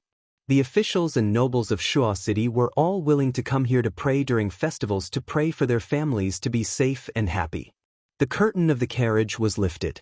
Xiao family's eldest young mistress, Bai Rongwei, looked outside and said softly, "Soon, we will reach Yuhua Temple in less than half an hour." "Are you hungry?" Xiao Jing asked warmly beside her. Bai Rongwei shook her head and looked at the carriage behind her. She was a little worried. "Why, Jin?" Xiao Jing sighed softly and didn't say anything. Xiao family knew that second young master Xiao didn't like the Mid-Autumn Festival. He even hated it. Xiao Zhongwu died on the battlefield, and it was the Mid-Autumn Festival soon. If he was still alive, he would have come back to spend the Mid-Autumn Festival with his family. Unfortunately, he died in the Battle of Mingshui before the Mid-Autumn Festival arrived. Xiao family's Mid-Autumn Festival banquet was prepared halfway and stopped abruptly. It didn't continue. Ever since the Xiao family couple passed away, Xiao Ju wasn't in Shuojing every Mid-Autumn Festival. This year was his first Mid-Autumn Festival in Shuojing since he took over the Southern Prefecture Army. Xiao family also followed the rules when Madame Xiao was still alive. They burned incense and prayed at Mount Lianshue's Yuhua Temple during the Mid-Autumn Festival. However, they didn't expect the weather to be so bad today. Not only was there no sun, but the rain didn't stop. Just as Bai Rongwei had said, in less than half an hour, they could see the door of Yuhua Temple. A monk wearing a bamboo hat was sweeping the fallen leaves on the ground. When he saw the Xiao family's carriage arrive, he put down the broom in his hand and welcomed them into the temple. Because of the rain today, the mountain path was difficult to travel on. In the past, at this time of the year, Yuhua Temple would have been bustling with activity. However, today, other than the carriage of the Xiao family, there was only one other carriage parked outside the mountain gate. It was unknown which family it belonged to. Xiao Ju followed them inside. The sky was dark. Although it was afternoon, it looked as if it was already evening. They followed the monks in the temple to have a vegetarian meal first, and then went to the Buddha hall to burn incense and pray for blessings. Bai Rongwei and Xiao Ju went in first. When it was Xiao Ju's turn, the monk in green reached out his hand to stop him. He said, "Almsgiver, you cannot go in." Bai Rongwei and Xiao Jing turned around. Bai Rongwei asked, "Why?" "This is my younger brother. We went up the mountain to pray for blessings together." The monk in green put his palms together and bowed to her. He then turned to Xiao Ju, lowered his head and said, "Benefactor, you have killed too many people. The Buddhist temple is a peaceful place, not a place for those whose hearts are stained with blood." They were startled. He had killed too many people. In the Battle of Gua City's Long Valley, 60,000 people were drowned. Wasn't that because he had killed too many people? Over the years, countless people from the southern barbarians had died at his hands. His heart was indeed stained with blood. "Master," Bai Rongwei was anxious. "Buddha saves all living beings. How can there be a distinction between high and low?" Although his hands are stained with blood, he has saved many lives. Xiao Jing frowned. "Master, your words are too one-sided." The monk in green lowered his eyes and said nothing. "Master, please be tolerant," Bai Rongwei pleaded. "Our Xiao family is willing to pay more incense, as long as my brother can also enter the Buddha hall to pray." "There's no need." Someone's voice interrupted her. The young man in the brocade robe looked up and his gaze fell on the Buddha hall. In the Buddha hall, a golden Buddha statue sat cross-legged. There was a fierce Vajra with angry eyes and a serene Vairocana. From top to bottom, from far to near, they looked down at him with pity. The Sanskrit Nyao Nyao. The sea of bitterness was boundless, and Buddha could not be saved. He should have expected this ending. "He can't save me." Xiao Ju raised the corner of her mouth. "I don't want to look back." It was not impossible to sink into oblivion like this. He turned and walked out. "I'll wait for you outside." Bai Rongwei and Xiao Jing's shouts came from behind him. He frowned impatiently and turned to leave everything behind. He didn't know that after he left, the monk in green chanted the name of Buddha and whispered, "It may not be fated."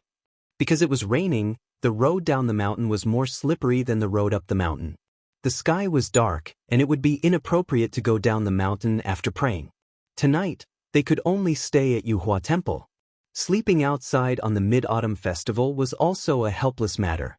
The monk arranged a room for Bai Rongwei and the others and left. Bai Rongwei sighed. On the table was a moon ball specially made by Yuhua Temple. She said to Xiao Jing, "Go and call Huaijin. Let's reluctantly spend the Mid-Autumn Festival here." Xiao Jing went to the next room and knocked on the door. For a long time, no one answered. He pushed the door and entered. The room was empty. Xiao Ju was not in the room. He looked at the courtyard of the temple. The rain washed the stone slabs clean. It was raining. Where did Xiao Ju go? In the backyard of Yuhua Temple, there was an ancient tree. Yuhua Temple had been here since it was built. No one knew how many hundreds of years it had lived. The ancient tree had a spirit. Its branches and leaves were luxuriant. The believers who came to offer incense called it the immortal tree. The immortal tree was hung with red silk ribbons. Some prayed for good grades, and some prayed for good weather. The red silk covered the branches. When it rained, there was no shelter outside. The hanging prayer strips were wet and stuck to the branches as if they were covered with a layer of red silk. The young man holding the umbrella stopped. A piece of red cloth fell on the ground. There was a yellow tassel on it. Probably the rain was too heavy and the red silk was blown down. Xiao Ju paused and bent down to pick up the red silk. Each piece of red silk was written with the wish of the person who hung it. He looked down. The one on the left was wet from the rain. The ink was so thick that he could not see its original appearance. The one on the right was still clear. The words were crooked, like the scribbles of a 3-year-old child. The word "look" was written on it. Look at what? It was strange. He was tall. He tied the strange red silk back to the tree. He deliberately found a place where the leaves were the most luxuriant. This way, it would not be soaked easily by the rain. After doing all this, he put the umbrella aside again. The sachet on his waist was exposed because of his movements. He was stunned. The sachet was very old. It was a dark green bag with a black python embroidered on it with gold thread. It was majestic, flexible, and exquisite. However, too much time had passed. The stitches were worn out and the python pattern was not as vivid as before. The sachet was empty, as if there was nothing inside. He stroked the sachet with his fingertips. Something sank in his eyes. The youths in the Xianchang gymnasium all knew that Xiao Ju had a sachet with him since he was young. The more mischievous ones like Lin Shuanghe had always been curious about what kind of treasure was inside. Later, when he had the opportunity to open it, he found that it was a bag full of osmanthus candy. At that time, second young Master Xiao was ridiculed. He liked to eat sweet things so much that he even carried them with him to school. Little did he know that this was made for him by Madame Xiao when she was alive. After Madame Xiao died, he still carried this sachet. However, there was no longer any candy inside. There was only one old, blackened, and inedible osmanthus candy. Xiao Ju left the mountain at the age of 15 and entered the Xianchang gymnasium. He had learned everything he needed to learn in the early years of the mountain. Therefore, he only needed to see it once to remember the lessons taught by his teacher. He slept in between classes all day long. Often he easily got first place. His teacher liked him, and his classmates envied him. In the eyes of outsiders, it was unknown how much good karma he had accumulated in his previous life to be able to reincarnate like this. However, Xiao Zhongwu was extremely strict with him. He was born lazy. Originally, when he was on the mountain, other than his teacher, there was no one to discipline him. Xiao Zhongwu also could not see him. After he left the mountain, his classmates often invited him to the banquet today and the pear garden tomorrow. They were all 14 or 15 years old youths, so there was no reason for him not to go. Although most of the time he just sat lazily at the side and watched or simply slept. However, in Xiao Zhongwu's eyes, he felt that this child was willing to degenerate and idle around. Xiao Zhongwu reprimanded him and used the family law to confiscate his monthly allowance. He punished him to copy books and practice martial arts. He did everything he was told. However, as a youth, arrogance and unruliness were engraved in his bones. How could he really accept it? The more he calmly accepted his punishment, the angrier Xiao Zhongwu became.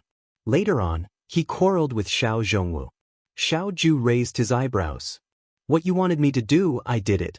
Since you only want to see the results are already out. Father, what are you feeling awkward about? The corner of the youth's mouth curved into a mocking smile. In an instant, Xiao Zhongwu's hand that was holding the whip stopped. Xiao Ju chuckled and turned to leave. That was the last time he saw Xiao Zhongwu alive. The next day, Xiao Zhongwu led the troops to the southern barbarians. Not long after, he died in the Battle of Mingshui. When the news of the coffin being transported back to the capital, Madame Xiao was in the kitchen making osmanthus candy for Xiao Ju. When she heard the news, a plate of osmanthus candy was knocked over and fell to the ground, covered in dust. The trusted aide who was lucky enough to survive knelt in front of Madame Xiao and cried. We originally planned to go to Mingshui 2 days earlier, but the general said that Mingshui is rich in ironware.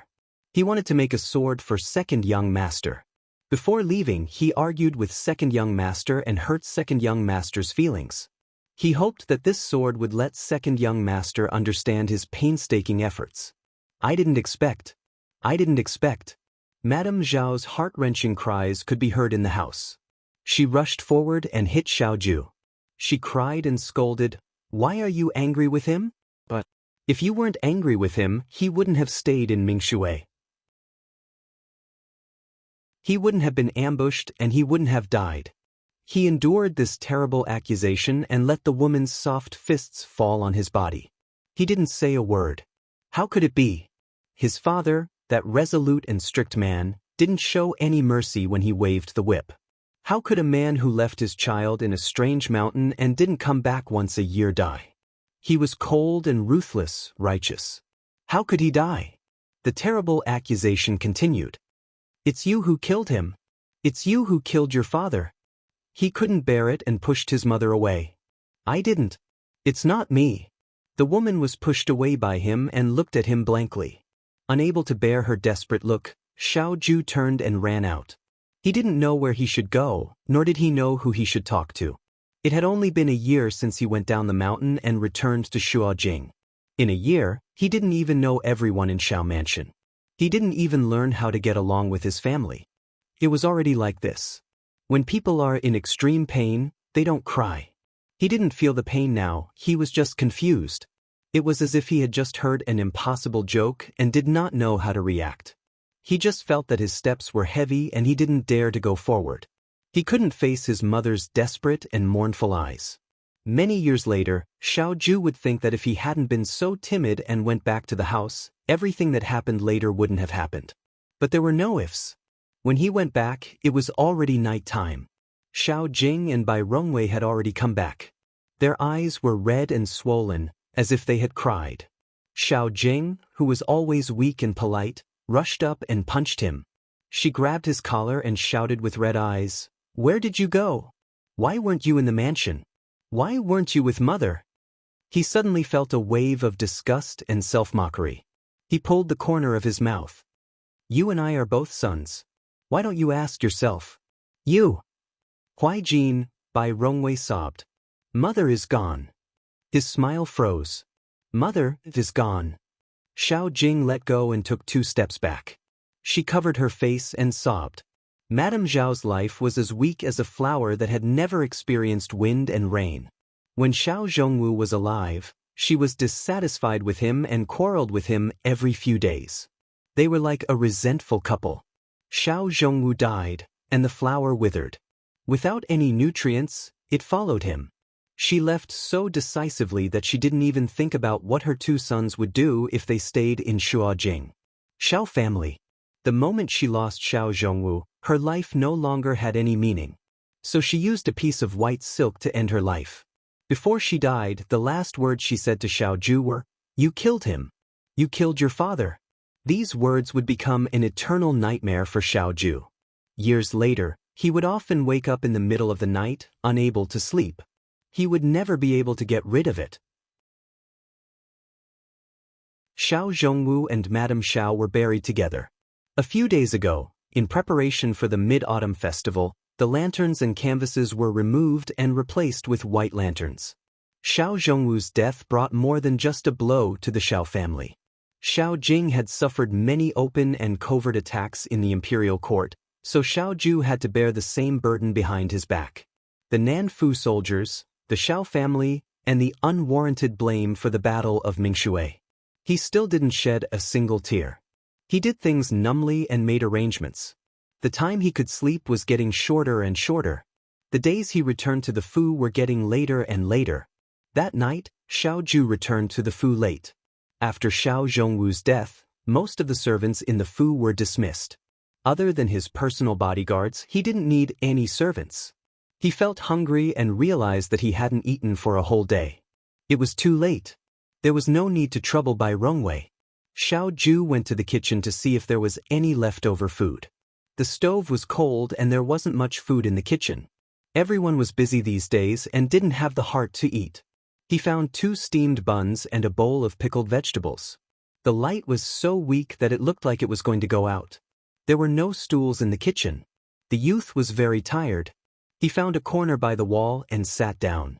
Suddenly he saw an osmanthus candy at the end of the long table in the corner of the wall.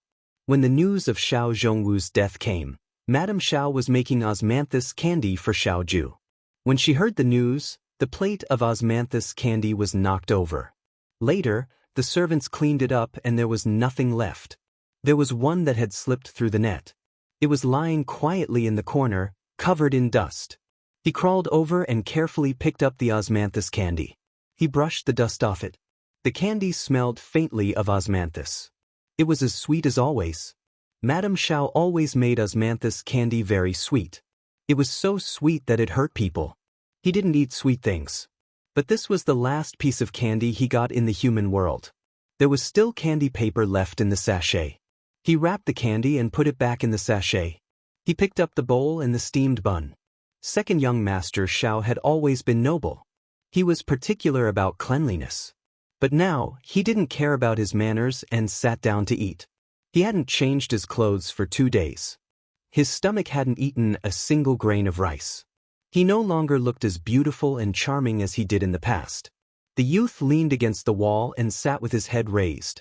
He slowly chewed on the steamed bun. As he ate, he laughed at himself. There seemed to be a bright light in his eyes, like the embers of the stars in the long night. It disappeared quickly. Time flew, leaving no trace. The past seemed to be a memory from his previous life. Those complicated emotions intertwined and finally turned into a nonchalant smile. It wasn't a hurdle that couldn't be crossed. He looked at the sachet in his hand in a daze. He didn't know what to think. After a while, he let go and continued to walk forward. Young master. Fei Nu came from behind. He took the umbrella and held it for Xiao Ju. He asked, "Are we going back to the temple now?" "Let's go." Xiao Ju said, "Let's get some fresh air." The last trace of light disappeared. Mount Lianxue was completely dark. Thick fog filled the air. It was like an illusion in the mountains. Almost no one would leave on a night like this. The rain fell along the umbrella. It wasn't heavy, but it was dense. It was like a layer of cold gauze, covering the mountains. "I don't know when this rain will stop." Fei Nu murmured. Most of the mid-autumn nights were sunny. It was rare to see a night like this. Xiao Ju looked up. The night was dark and he couldn't see the end. He said, "There is no moon tonight." Without the moon, people wouldn't be round. The mountain forest road was muddy. Other than the sound of the rain, nothing could be heard. The further they walked, the more lush the trees were. They couldn't see clearly. Suddenly, there was a rustling sound in front of them. Fei Nu paused and reminded, "Young master." Xiao Ju shook his head, indicating that he had heard it. It was so late and it was raining. Who would be here? Fei Nu poked the lantern in his hand forward. The rain was heavy. There was a figure standing under a tree. At first, he could only see a blurry shadow. It was probably a woman. He didn't know what she was doing. He took 2 steps forward and looked again. He saw that the woman was standing on a rock. Her hands were tugging at something long, and she was pulling it down. It was tied to the tree. It was a piece of white silk. This woman was seeking death.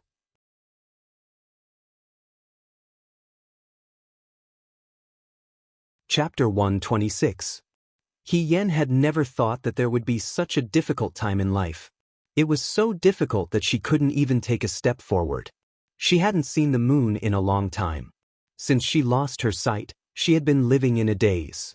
Su Zhiheng had comforted her, saying that he would always be by her side. He Yen had also smiled and agreed. However, no matter how calm she appeared, her heart was still at a loss and fearful. She had faced many difficulties in her life. Most of the time, she had stood up with a strong will and told herself that everything would be fine after she took this step. Unconsciously, when she looked back, she had already taken many steps. This was the only step she couldn't take, and she didn't know how to take it. He Yen was no longer General Fei Hong. She had become young Mistress Su, and she was just an ordinary woman. An ordinary woman suddenly lost her sight. Although her husband still treated her well, it was like a flower in the water, with a kind of illusory perfunctory. She couldn't feel it. On Chinese Valentine's Day, she sat in the Fu until late at night, but Su Zhiheng didn't return. She originally thought that it was because of some matters at court. She only found out the next day that Su Zhiheng had accompanied He Wanru to the temple fair. She groped her way to the window in the room and sat down, quietly listening to the servant girls outside chatting. Yesterday, Master and Madam quarreled. They quarreled so much that even Master knew. Master is in a bad mood, but we servants are unlucky. Isn't it all because of that person in the East Courtyard? If you ask me, I think Master is too soft-hearted. That person in the East Courtyard is now blind. How can our young mistress be blind? It'll be a joke. Madam even cancelled the banquet outside these days because she didn't want others to ask. A servant girl couldn't stand it and spoke up for her. Young mistress wasn't born blind. She's already very pitiful for suddenly becoming like this. Pitiful? What's so pitiful about her? Even if she's blind, she can stay in the Fu and be served every day. At least she doesn't lack food and clothing. What's the difference between her and that pet? The pitiful one is Master. At such a young age, he has to be tied up with this blind person for the rest of his life. Our Master is talented and unparalleled. What kind of woman can't he find? Why does he have to find someone like this? Yes, I'm the pitiful one. Words like these were like sharp hooks that drilled into her heart, making her bleed profusely. That night, she sat in her room and waited for Su Zhiheng to come back. She said to him, "Let's divorce." Su Zhiheng was startled and asked warmly, "Why do you say that? Or you can divorce me." She didn't like to beat around the bush, so she spoke the truth.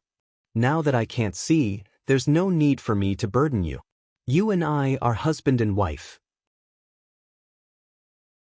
Su Zhiheng held her hand and said, "Don't talk about this anymore. Rest early." He changed the subject, but did not deny He Yan's claim of being a burden. He Yan's heart sank. Every day after that, she lived a life of being provided with clothes and food, and often heard the servants in the residence secretly ridiculing her. Madame Su's words were full of sarcasm, implying that He Yan was a burden to the Su family. Su Zhiheng still treated her gently, but other than that, there was nothing else. He Yan felt very tired. She seemed to be walking on a dark road in the middle of the night, with no passers-by. She couldn't see the light in front of her, and there was no place to retreat behind her. She didn't know when she would reach the end and end this torturous life. A few days before the Mid-Autumn Festival, she said to Su Zhiheng, "I know Yuhua Temple on Mount Lianshan. There's an immortal tree in the temple that's very spiritual. During the Mid-Autumn Festival, can we go to the mountains? I want to hang silk on the tree and make a wish. Maybe my eyes can be cured." Since she lost her sight, she almost never asked for anything from Su Zhiheng. Su Zhiheng was stunned for a moment, but he finally agreed. He said, "Okay." Perhaps it was because when one was unlucky, even drinking cold water would get stuck in one's teeth. In previous years, the Mid-Autumn Festival was sunny, but this year, it rained for days. When the carriage reached the mountain, the sky was unbelievably gloomy. It was impossible to go down the mountain that afternoon. Perhaps they would have to stay on the mountain for one more night. Su Zhiheng helped her to the temple. A monk stuffed a piece of red silk into her hand and told her the location of the immortal tree behind the temple. He Yen stroked the red silk and thanked the monk. The monk clasped his hands and said kindly, "If you suffer 100,000 calamities, your work will not perish. When the time comes, karma will reap what you sow." She didn't understand Buddha's scriptures. She wanted to ask again, but the monk had already walked far away. It was raining. Su Zhiheng accompanied He Yen to the side of the immortal tree. There were stone tables and stone stools beside the immortal tree for the pilgrims who usually came to hang the red silk to write. Su Zhiheng laid out the red silk for her and stuffed a brush into her hand. He said, "Write." He Yen wrote slowly based on her feelings. "I hope I can still see the moon." He didn't need to think to know that the handwriting must be crooked and terrible. After she finished writing, she carefully handed the red silk to Su Zhiheng. Su Zhiheng helped her hang the immortal tree. He Yen couldn't see anything, so she didn't see it. Her husband stood up and casually hung the red silk on a branch by his elbow. He didn't even bother to tie the red silk properly and just hung it casually. There was no shelter on the tree. After a short while, the red silk was soaked by the rain. The handwriting on it quickly became a blurry ink stain. It was difficult to see what was written. "Let's go." Su Zhiheng came over and helped He Yen leave. Boom! A small clap of thunder resounded. Suddenly, a gust of cold wind blew, causing the tree branches to rustle. The red silk that was not tied properly was blown off by the wind. It smashed into the puddles of water, splashing mud all over. He Yen seemed to feel something and asked worriedly, "The wind is so strong. Won't it blow the silk away?" "How could it?" Su Zhiheng smiled and comforted her. "It's tied very tightly." After he said that, he stepped over the red silk as if he didn't see it. The rain showed no signs of stopping. They had no choice but to stay in the mountains for the night. Su Zhiheng went to find the masters of Yuhua Temple to discuss the sutras. It was already evening. He Yen sat quietly in the room with the lights on. At this time, she should have gone to bed and rested. As a blind person, there was nothing she could do except sleep and eat. But tonight, the rain was sparse and she couldn't sleep. She didn't know what time it was. She called the maids' names twice, but no one answered. She leaned against the wall and slowly walked out, intending to call someone. When she reached the door, she heard two maids talking. "I think I heard young mistress calling for someone." "Really? Don't worry about it. It's so late. What's the point of calling for someone? You're already a blind person, yet you're still making trouble. Do you really think you're young mistress?" He Yen was startled when she heard this. These two maids weren't her personal maids. They were Su Zhiheng's servants. Usually, they were gentle. Because of her relationship with Su Zhiheng, they had always treated her with respect. She didn't know that they were talking about her like this in private. "If she didn't want to go up the mountain today, we wouldn't have to spend the Mid-Autumn Festival here. It's still raining outside. It's really unlucky. Sir's just too kind. He's not angry even with such a burden. It's not like you don't know Sir's temperament. On the surface, he's not angry, but in his heart, he's always unhappy.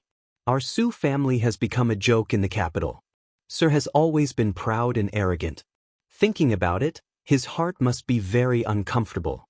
If I were her, I'd hang myself with a rope so that I won't be a burden to others."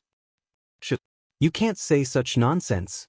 The maids who spoke disagreed. "You're like an animal. Every day, you wait for someone to feed you. After eating, you sleep. You're always being served. You can't leave the residence, and you can't see anyone. Life is boring. It's okay for 1 or 2 years, but if you have to live like this for the rest of your life, what's the point of living? It's better to die early and be free. Perhaps you'll be able to see the rest of your life if you're reincarnated. Stop talking. There's hot water outside. Let's go get some hot water first." The sound of footsteps gradually faded away. He Yen slowly slid down to sit with her back to the door. Yes, 1 or 2 years was fine, but if she had to live like this for the rest of her life, what was the point of living? The maids in the master's room didn't dare to trample on whoever the master thought highly of. Since these two people could talk about her as if nothing had happened, it was clear that Su Zhiheng wasn't as free of regrets in the room as he was in front of her. However, in this world, How many people could be free of regrets? Hien didn't know if the lights in the room were on or not. To her, it was all the same. All of a sudden, he felt like he had lost all hope. When she was young, she practiced martial arts. When she was young, she went to school. Later on, she went to the battlefield and fought for military merits. She had been working for others for the rest of her life. With great difficulty, she finally took off her mask. She thought that she could start all over again, but at this time, she fell into darkness again. Moreover, she would be trapped in a four-corner house for the rest of her life. She had to be followed every step she took. A person's despair wasn't accumulated overnight. Little by little, the little things in daily life nibbled away at his passion. His passion was slowly being exhausted. Disappointment and heaviness weighed down on him, and the last straw fell gently. With a splash, hope sank to the bottom of the water. Despair covered the sky and covered the earth. She groped around and slowly stood up. There was a belt left over from her clothes in the room. She randomly grabbed her outer garment and put it on. She picked up the bamboo pole she used when she was blind and shakily went out the door.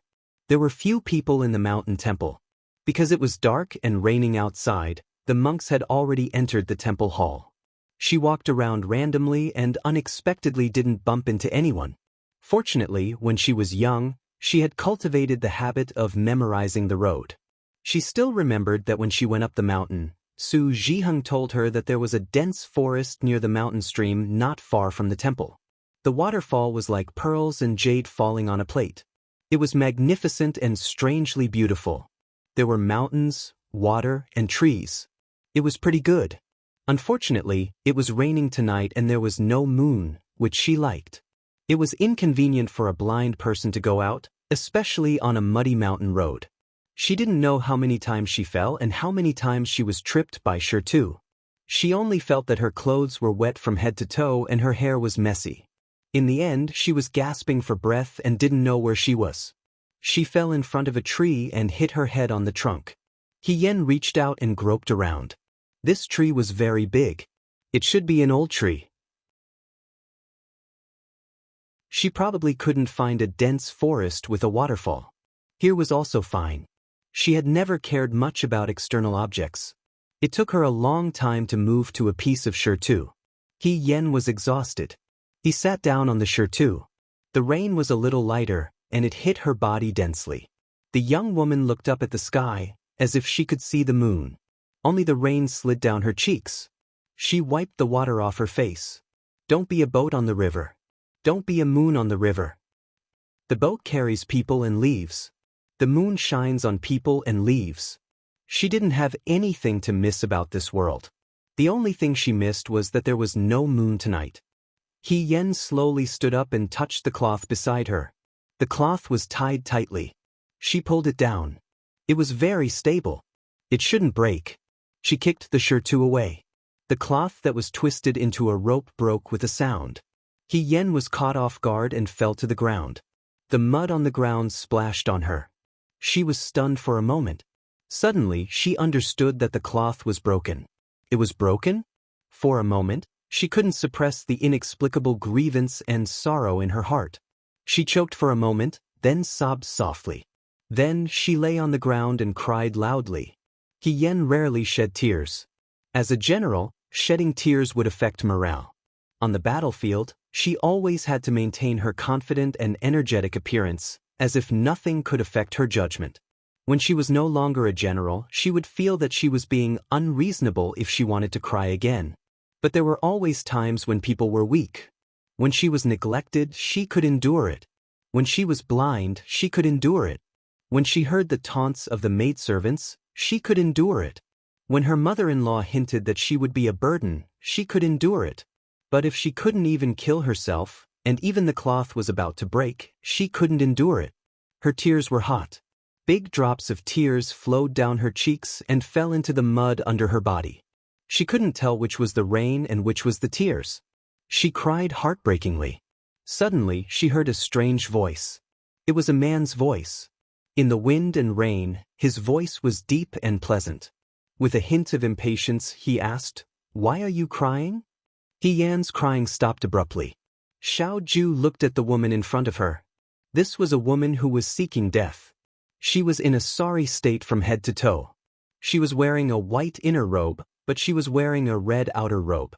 Even the belt of the outer robe was tied incorrectly. Perhaps she had fallen many times on the road, but the robe had several holes. Her face was also extremely dirty. She looked like a cat with mud everywhere. Xiaoju loved cleanliness. She felt that this scene was very offensive. Finally, she couldn't help but take out a white handkerchief and hand it over. The woman didn't take it. She made a defensive posture and asked, "Who are you?" He was surprised for a moment. He noticed that the other party's eyes were wandering.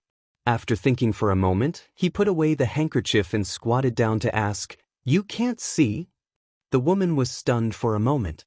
She replied fiercely, "Yes. I'm blind." She said it with arrogance. Fei Nu stood behind him and was about to step forward. Xiaoju gently shook his head at him. He Yan clenched her fists vigilantly.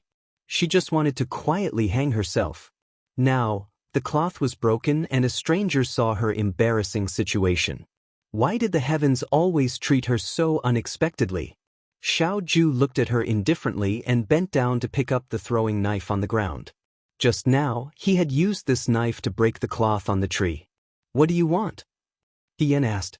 Xiaoju replied, "I'm just passing by." He really wasn't a good person who liked to meddle in other people's business. He had already done his best to go to this extent. Xiaoju stood up and turned to leave. After a few steps, Fei Nu came closer and whispered, "Today, Yuhua Temple only has Hanlin scholar Su Zhiheng and his wife.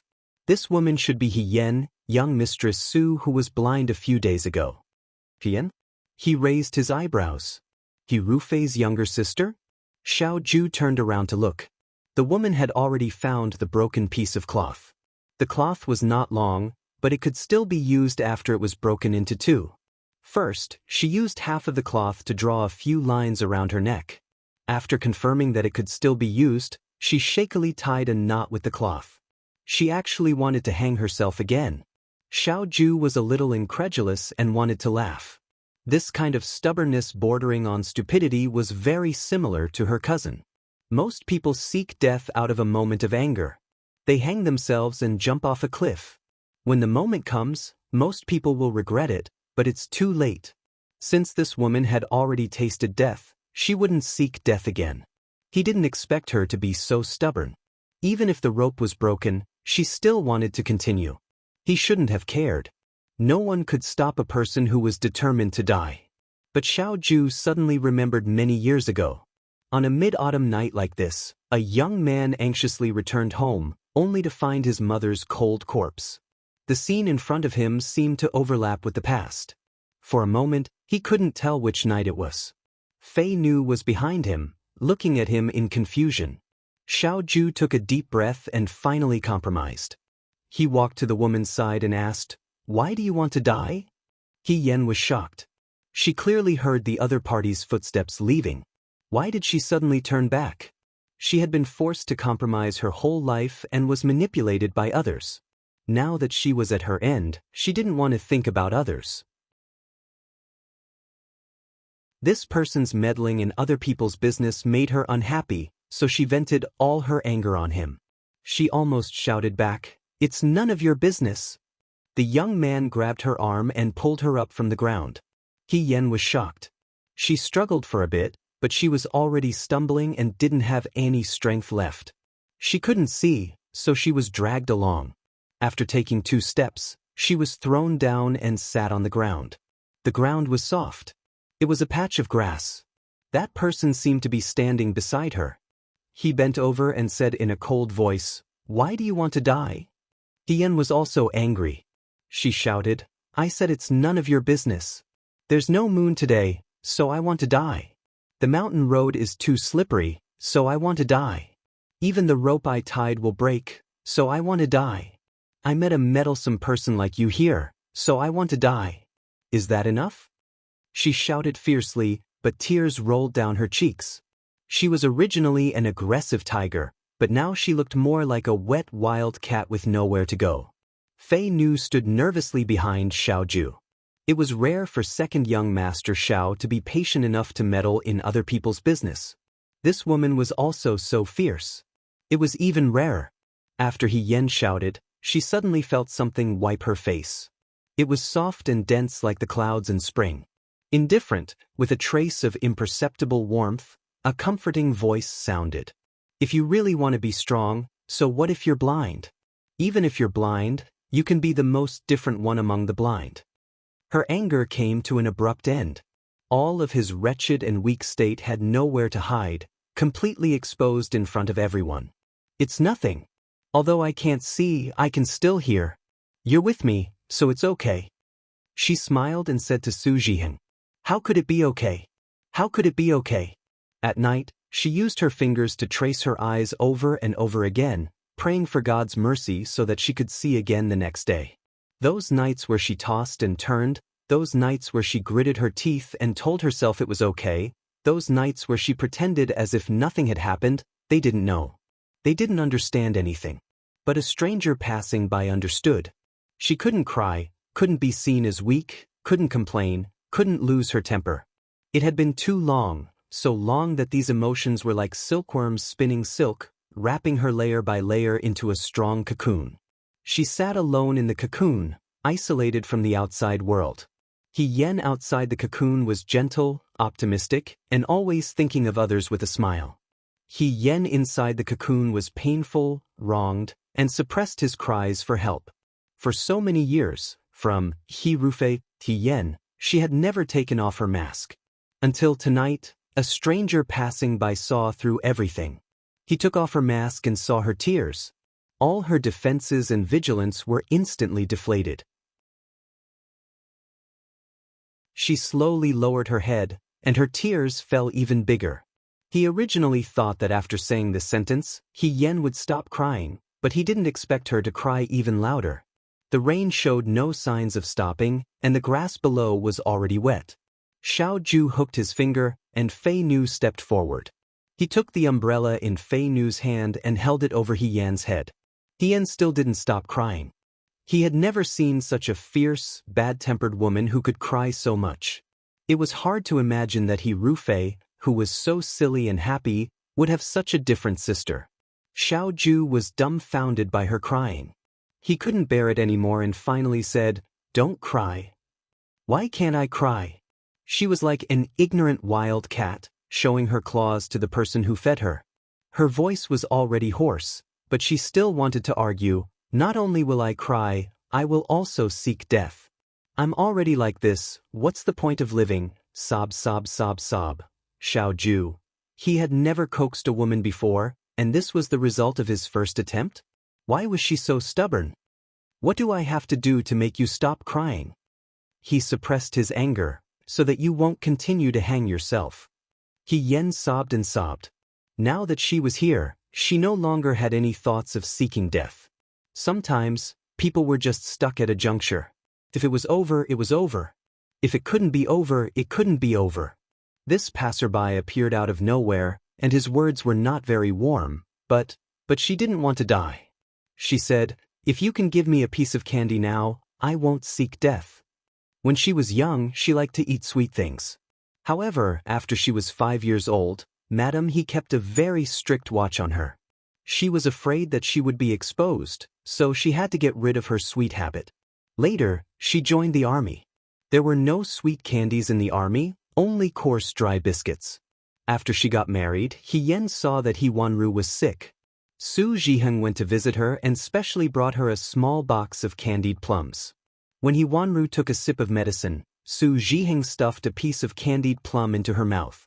He Yan saw this when he passed by the window. For a moment, jealousy rose in his heart. He didn't know if he was envious that Su Zhiheng was so good to He Wanru, or that He Wanru could get a lot of sweetness after suffering a little. He Yan had never been willful, but tonight he didn't know why, but he seemed to want to show his willfulness to the extreme in front of this stranger. The young man was slightly startled. He turned his head to look at the person beside him. The woman's face was carelessly wiped a few times with a handkerchief. Her cheeks were still muddy. Her eyes were slightly red and swollen, but they were surprisingly bright. Her stubborn expression was familiar. It was very similar to a clumsy teenager. He was silent for a moment. His slender fingertips reached for the sachet at his waist. Fei Nu was shocked. He held the dark blue sachet in his hand. He pinched the bottom of the sachet and poured out a piece of osmanthus candy wrapped in candy paper. It had been too long. The candy paper and the candy had been stuck together.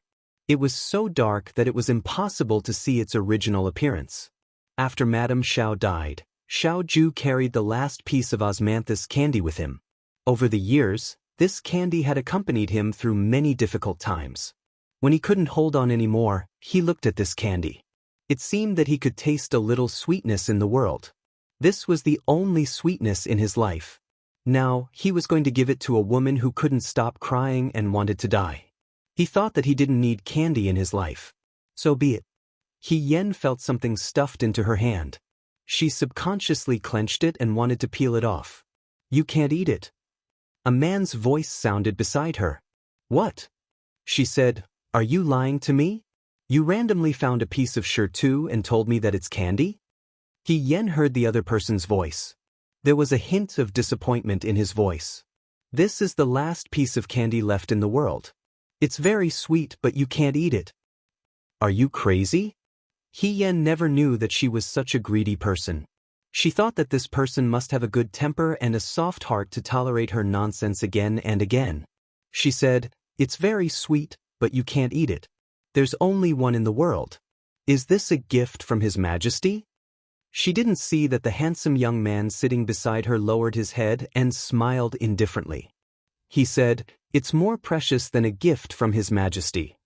He Yen quickly tore off the candy paper and stuffed it into her mouth when the other person wasn't paying attention. He was stunned. I've already eaten it. I swallowed it.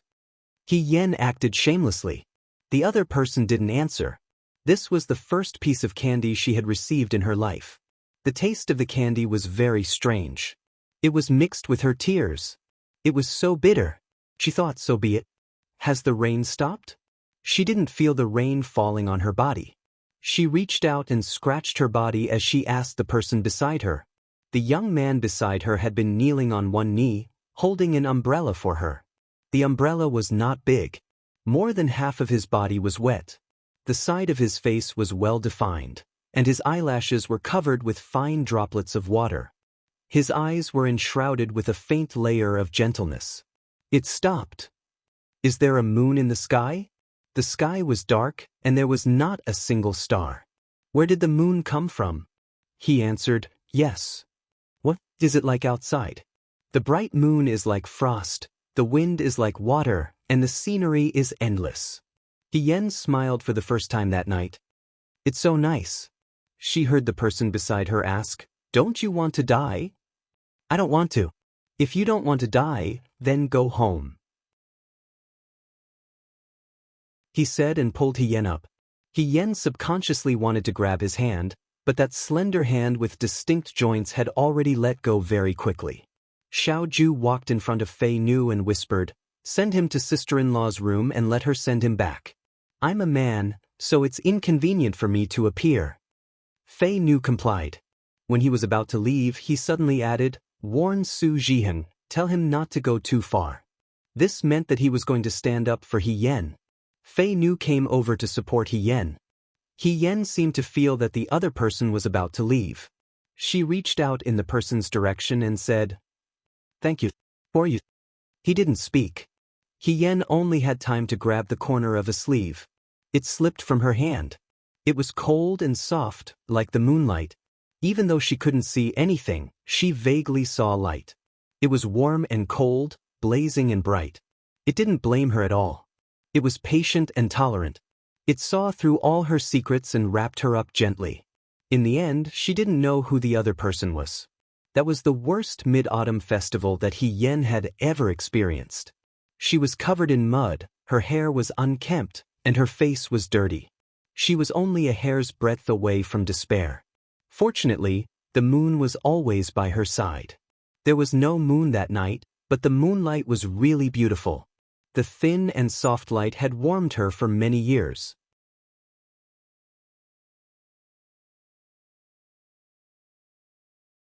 Chapter 127.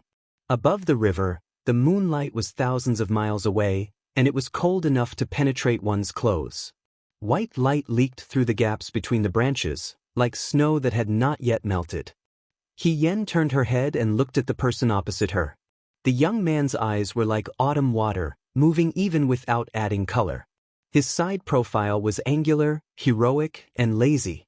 The faint smile on his lips instantly made her return to that night in the mountain temple. It was you.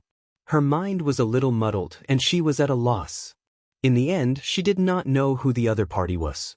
She only remembered that she was sent to a room in the mountain temple, and a woman with a gentle voice took care of her, cleaned her up, and sent her back to Su Zhiheng. Su Zhiheng asked her what was going on, and Yen only said that she wanted to go out for a walk and accidentally lost her way.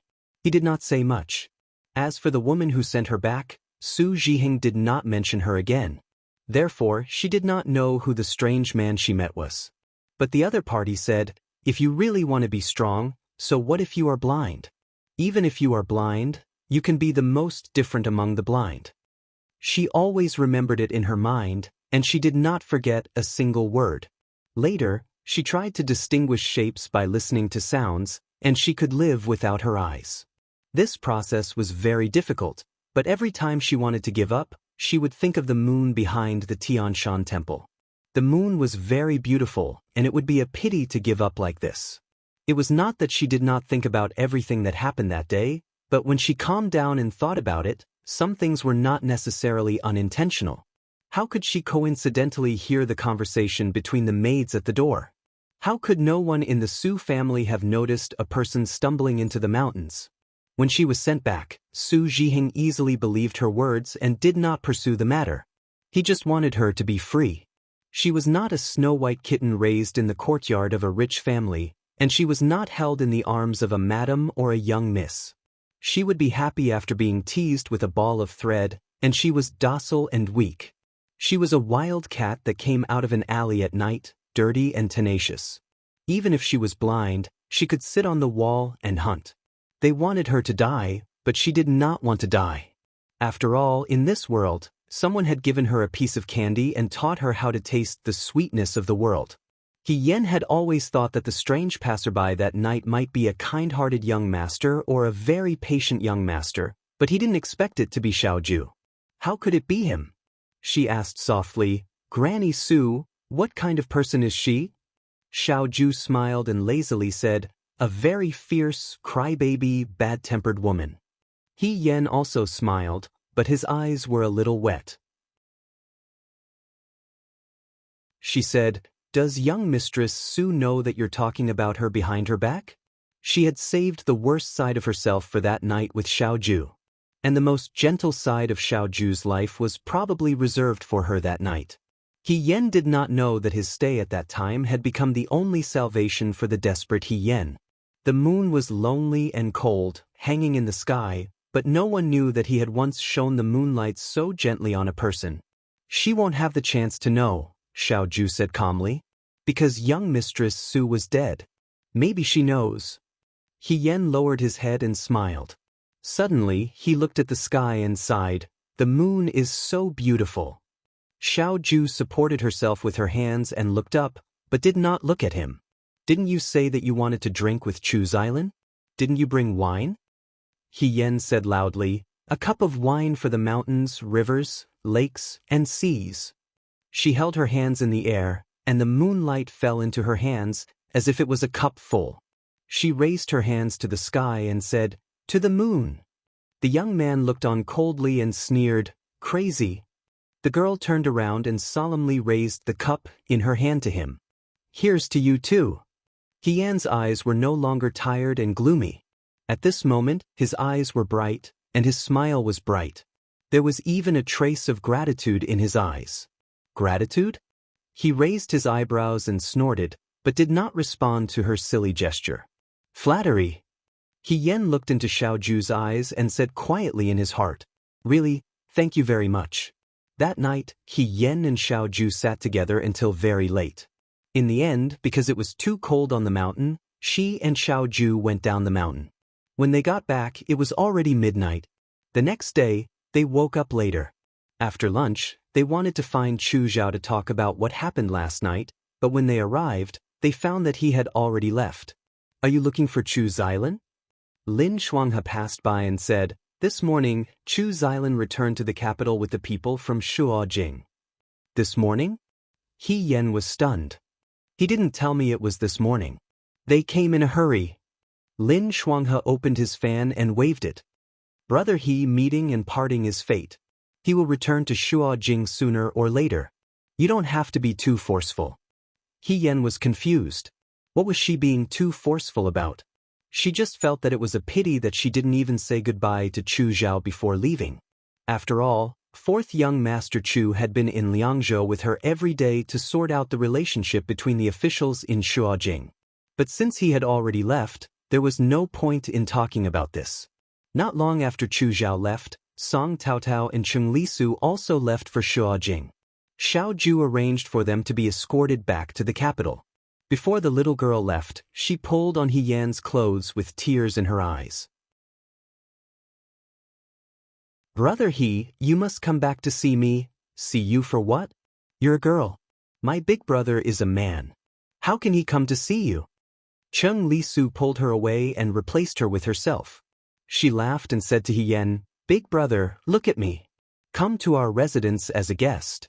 I'll treat you to all the restaurants in Shuojing. Song Taotao, Cheng Lisu. I know. When we get back, we'll cancel the engagement.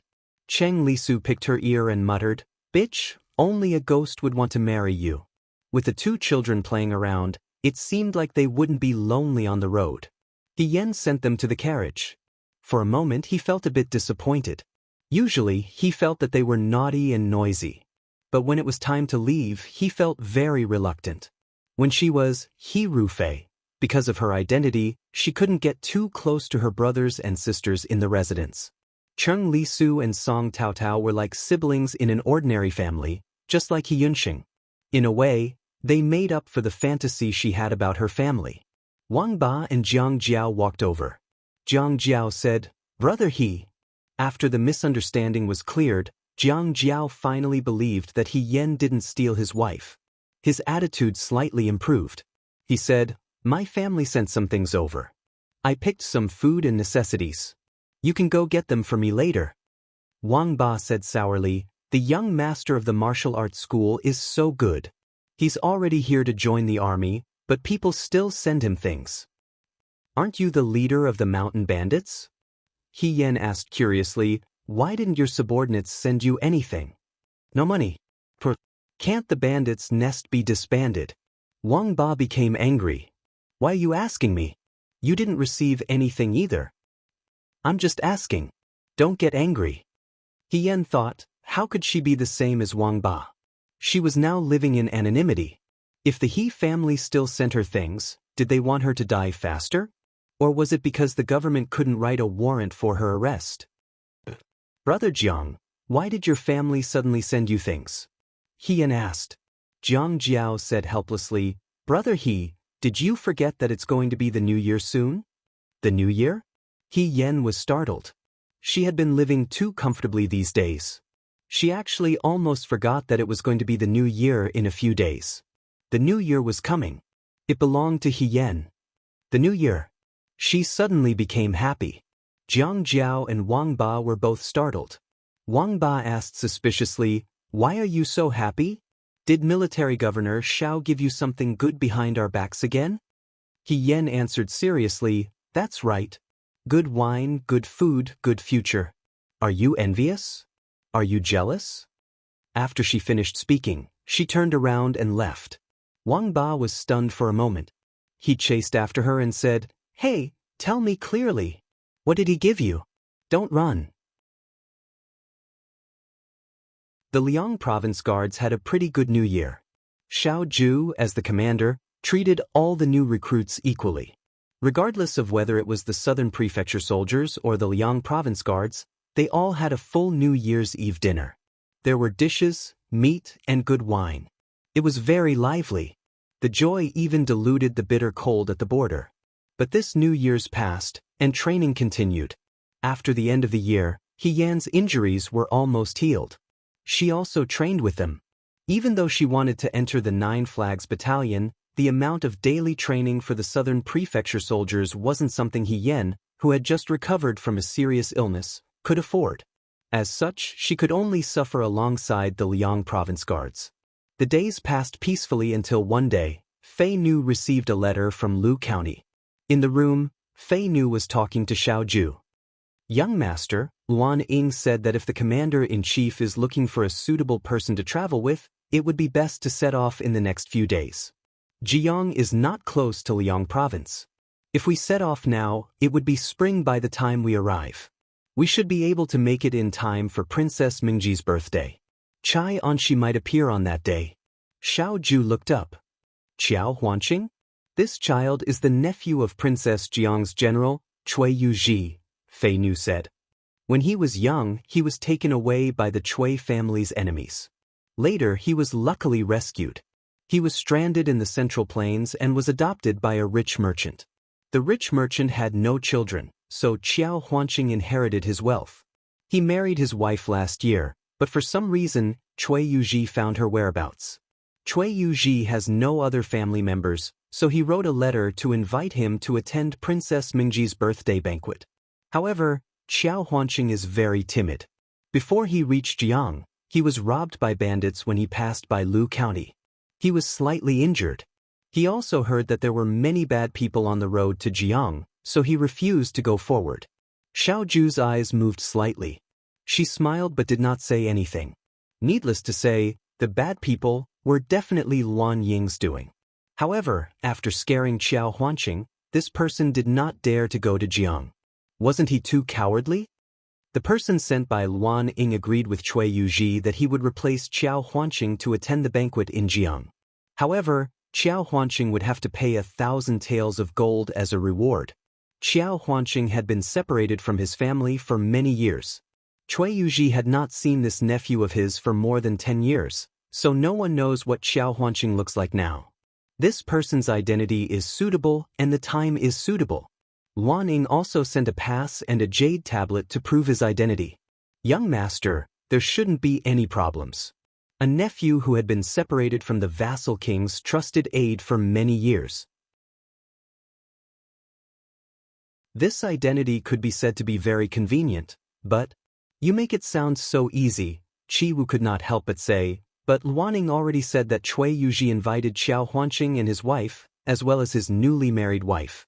It's not a big deal to be a governor, but where can we find a woman to pretend to be his wife? We can't say that the madam disappeared halfway. Fei Nu's face was wooden, but he also knew that Chi Wu's words made sense. The Southern Prefecture Army and the Nine Banners Battalion did not lack men. Whenever there was a need for people, there were people who were agile, smart, handsome, and strange. There were all kinds of people, but there were no women.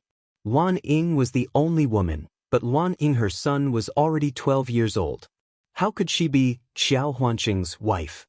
Xiao Ju frowned. For the first time, his handsome face showed some embarrassment. You can find a death warrior with high martial arts. Fei Nu reminded. How can that be? Chi Wu refused without thinking. We haven't known each other for a long time. Who knows if they are good or bad? If they secretly harm young master, can you and I bear the responsibility? Chi Wu spoke without thinking.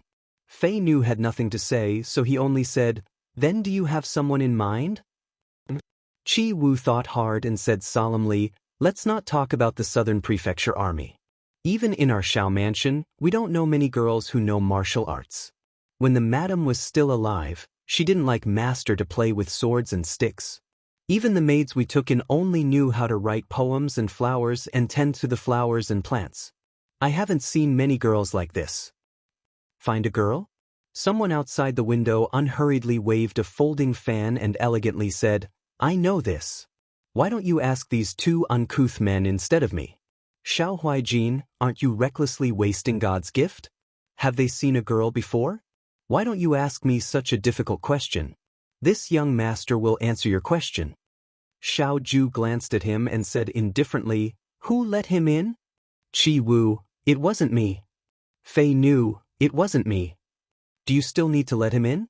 Lin Shuanghe felt very good about himself. Everyone in the Liang Province Guard knows that you and I have been close friends for many years. I'm also the white-robed divine hand who can bring people back to life. Of course they respect me. I can go anywhere in the Liang Province Guard unimpeded. Throw him out. Fei Nu, AI, Xiao Huaijin, what kind of dog temper is this? Lin Shuanghe said as he walked in through the door. He waved his hand, indicating that Fei Nu and Qi Wu should leave. Let me solve your young master's difficult illness. Fei Nu and Qi Wu left. Lin Shuanghe closed the door and windows. Xiao Ju coldly watched his actions. Lin Shuanghe sat down on the chair in front of him and asked, "Looking for a girl?" Xiao Ju kicked him. Lin Shuanghe jumped up. "If you want to talk, then talk. Don't keep hitting me. I didn't eavesdrop on your conversation just now. I only heard half of it. What do you mean a girl with good skills? Why are you looking for a girl with good skills? A female guard?" Xiao Ju stared at him and suddenly laughed. He lazily curled his lips and said unhurriedly, "Looking for a wife." Lin Shuanghe, ? After a while, he suddenly came back to his senses and realized what Xiao Ju meant. "You're going to get married? That can't be. That's not right. You're always talking about blind marriages and mute marriages. If you're going to get married, you should find a wife yourself. Why are you asking Fei Nu and the others to find one for you as if you're picking vegetables? Xiao Huaijin, are you talking nonsense? Xiao Ju, did I say that you're looking for a wife for me? Lin Shuanghe, you're looking for someone else. You don't even know where you are." Xiao Ju said impatiently, "It's fake. Don't you know how to act?" What? Lin Shuanghe stared blankly for a moment before slowly coming back to his senses. He stared at Xiao Ju for a while, until Xiao Ju revealed a displeased expression. Only then did he move closer and say, "Are you going to do something like last time when you went to the Liang Province Guard to deal with Sun Xiangfu? Find someone to pretend to be your wife and do something?" Lin Shuanghe finally got the truth out of Song Taodao's mouth. The little girl was no match for this kind of person. In just a few sentences, Lin Shuanghe knew what was going on. "You're not that stupid. Then isn't there someone in front of you?" Lin Shuanghe said without thinking, "Of course you're looking for my little sister He. Have you forgotten that my little sister He is also a girl? And she's quite skilled. She's brave and smart, not pretentious, and very cute. If she can pretend to be your nephew, then of course she can pretend to be your wife." Xiao Ju, "No. Why not?" Lin Shuanghe was dissatisfied. "She can call you father. Is it wrong for you to call her wife?" Xiao Ju took a sip of tea and looked at him indifferently. "Did you accept He Yan's money to speak for her?" "I'm so rich, why would I accept money from others?" "But you," Lin Shuanghe leaned closer, "why are you so resistant?" Xiao Huaijin, Xiao Huaijin, have you forgotten that you found a fake wife? At this time, don't be picky about your real wife. He stood up straight and waved his fan. Using a mysterious tone, he said, "Are you afraid that you'll fall in love with her?" Cough, cough, cough. Xiao Ju choked. He said expressionlessly, "You can leave now." "Then I'll leave," Lin Shuanghe said. "Don't blame me for not reminding you. He Yan is the best candidate you can think of. Although I don't know what you're going to do, but whatever you do, it will be very dangerous. Normal girls won't be able to handle this kind of dangerous situation. You don't trust those who can handle it. He Yan has fought side by side with you a few times. You know her quite well. In terms of loyalty." His gaze fell on Xiao Ju. He seemed to be pondering, "Are you going to take Shen Muxue with you? I think she would be very happy to go with you. However, I'm afraid that if Lord Shen finds out, he won't be able to resist rushing to Liangzhou to chop off your legs. I've seen more girls than you've trained soldiers. I think, little sister, he doesn't like you now. A girl who doesn't like you and you pretend to be husband and wife is the least likely to cause trouble. If you change Shen Muxue, then something big will happen. Most importantly, little sister, he always dresses as a man. Other than you, no one knows what she looks like. It's like a person who fell from the sky. If she's really exposed, it'll be easier to hide her identity." Xiao Ju calmly looked at the teacup in her hand. She didn't know if Lin Shuanghe had heard or not. A girl's thoughts are the most difficult to guess. A girl like little sister, he who is simple and straightforward, with everything written on her face, or who says it directly, is suitable for this job. You might as well say that she's an idiot. Lin Shuanghe choked and said angrily, I've said all that needs to be said. I only said this because we're brothers. Think about it carefully. Think about it carefully before you choose someone. After he finished speaking, he grabbed his fan and left. After he left, Xiao Ju put the teacup back on the table and sighed lightly. It was late at night. He Yan washed up and sat in front of the mirror. He ate too well during the new year in the army. He looked at himself in the mirror and felt that he seemed to have become slightly chubbier. Fortunately, lady, he was born slender and weak. Now that he was slightly chubbier, he didn't look too plump. Instead, he looked a little less skinny and more delicate. He looked like a young lady who was raised by a wealthy family. It was just that this kind of coquettish behavior was really inappropriate in the military camp. He Yan waved his fist at his reflection in the mirror and made a fierce expression. He felt that he still looked imposing and was relieved. He walked to the bed and climbed onto it. The bed was as cold as ice. There wasn't enough charcoal in the army camp. Although the weather was slightly warmer after the new year, it was still a little cold at night. He had to use his body to warm up the mattress under him. Just as he felt a little warm, he suddenly heard someone knocking on the door. He Yan was stunned for a moment. He cursed in his heart. Who was it? It was the middle of the night. It wasn't easy to warm up the bed, but now that he went out, it was cold again. The knocking continued. He Yan couldn't pretend that he didn't hear it even if he wanted to. He could only put on his outer garment and open the door. When he opened the door, Lin Shuanghe was standing outside. This person was seriously wearing a thin white shirt on such a cold day. Even if he added cotton, it wouldn't be very thick. Otherwise, he wouldn't be able to look so elegant. He was even fanning himself. He Yan couldn't help but grab his fan. Dr. Lin, can you stop fanning yourself? It's really cold. Lin Shuanghe stopped and smiled. Okay. Why are you looking for me so late at night? Lin Shuanghe, brother He, let's talk inside. I don't have a problem, He Yan replied. But brother Lin, didn't you say that a man and a woman alone? Before she could finish speaking, the young man walked past her and went inside. He stomped his feet and said, It's so cold. He Yan. She closed the door and turned around. Lin Shuanghe was still nagging. Why didn't you light a charcoal brazier in your room? It's too cold. I ran out of charcoal, He Yan said patiently. Since it's so cold, can Dr. Lin just tell me what's the matter? I've thought about it. There's something I must tell you. The sound of knocking interrupted his words. The two of them looked at the door in the middle of the room. The knocking sound was coming from inside. He Yan was stunned. Knocking on the middle door meant that it was Xiao Ju? What did Xiao Ju mean by knocking on the door in the middle of the night? She looked at Lin Shuanghe. Lin Shuanghe also had a suspicious look on his face. He Yan walked over, hesitated for a moment, and unlocked the door. Second young Master Zhao's expression was calm and elegant. His gaze swept past Lin Shuanghe for a moment and quickly returned to He Yan. He Yan didn't know if it was an illusion, but she felt that second young Master Zhao's expression was a little strange. Commander-in-Chief, what's the matter? Lady He. He took a step forward and bent down slightly, looking straight at her. The young man had a handsome face. His eyes were like autumn water, full of moonlight. At such a close distance, she could clearly see his long and slightly curled eyelashes. His voice was low and magnetic, making her heart beat faster. Do you like me?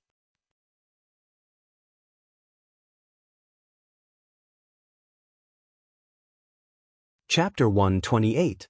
Do you like me?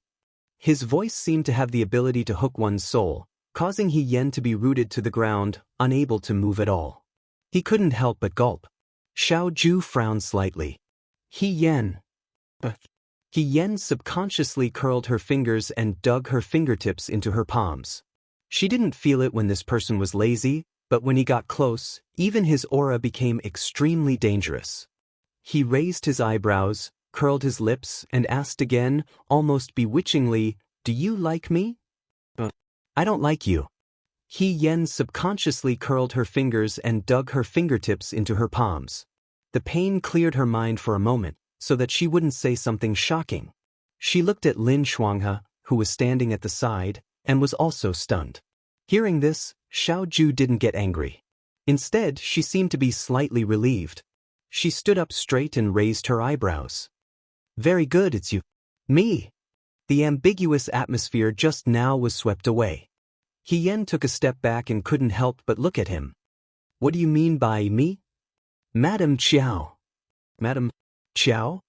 He Yen was confused. Lin Shuanghe seemed to have suddenly understood. He walked over and said, You're finally willing to listen to me. You think that my sister he is the best choice, right? He Yen was even more confused. It's a long story.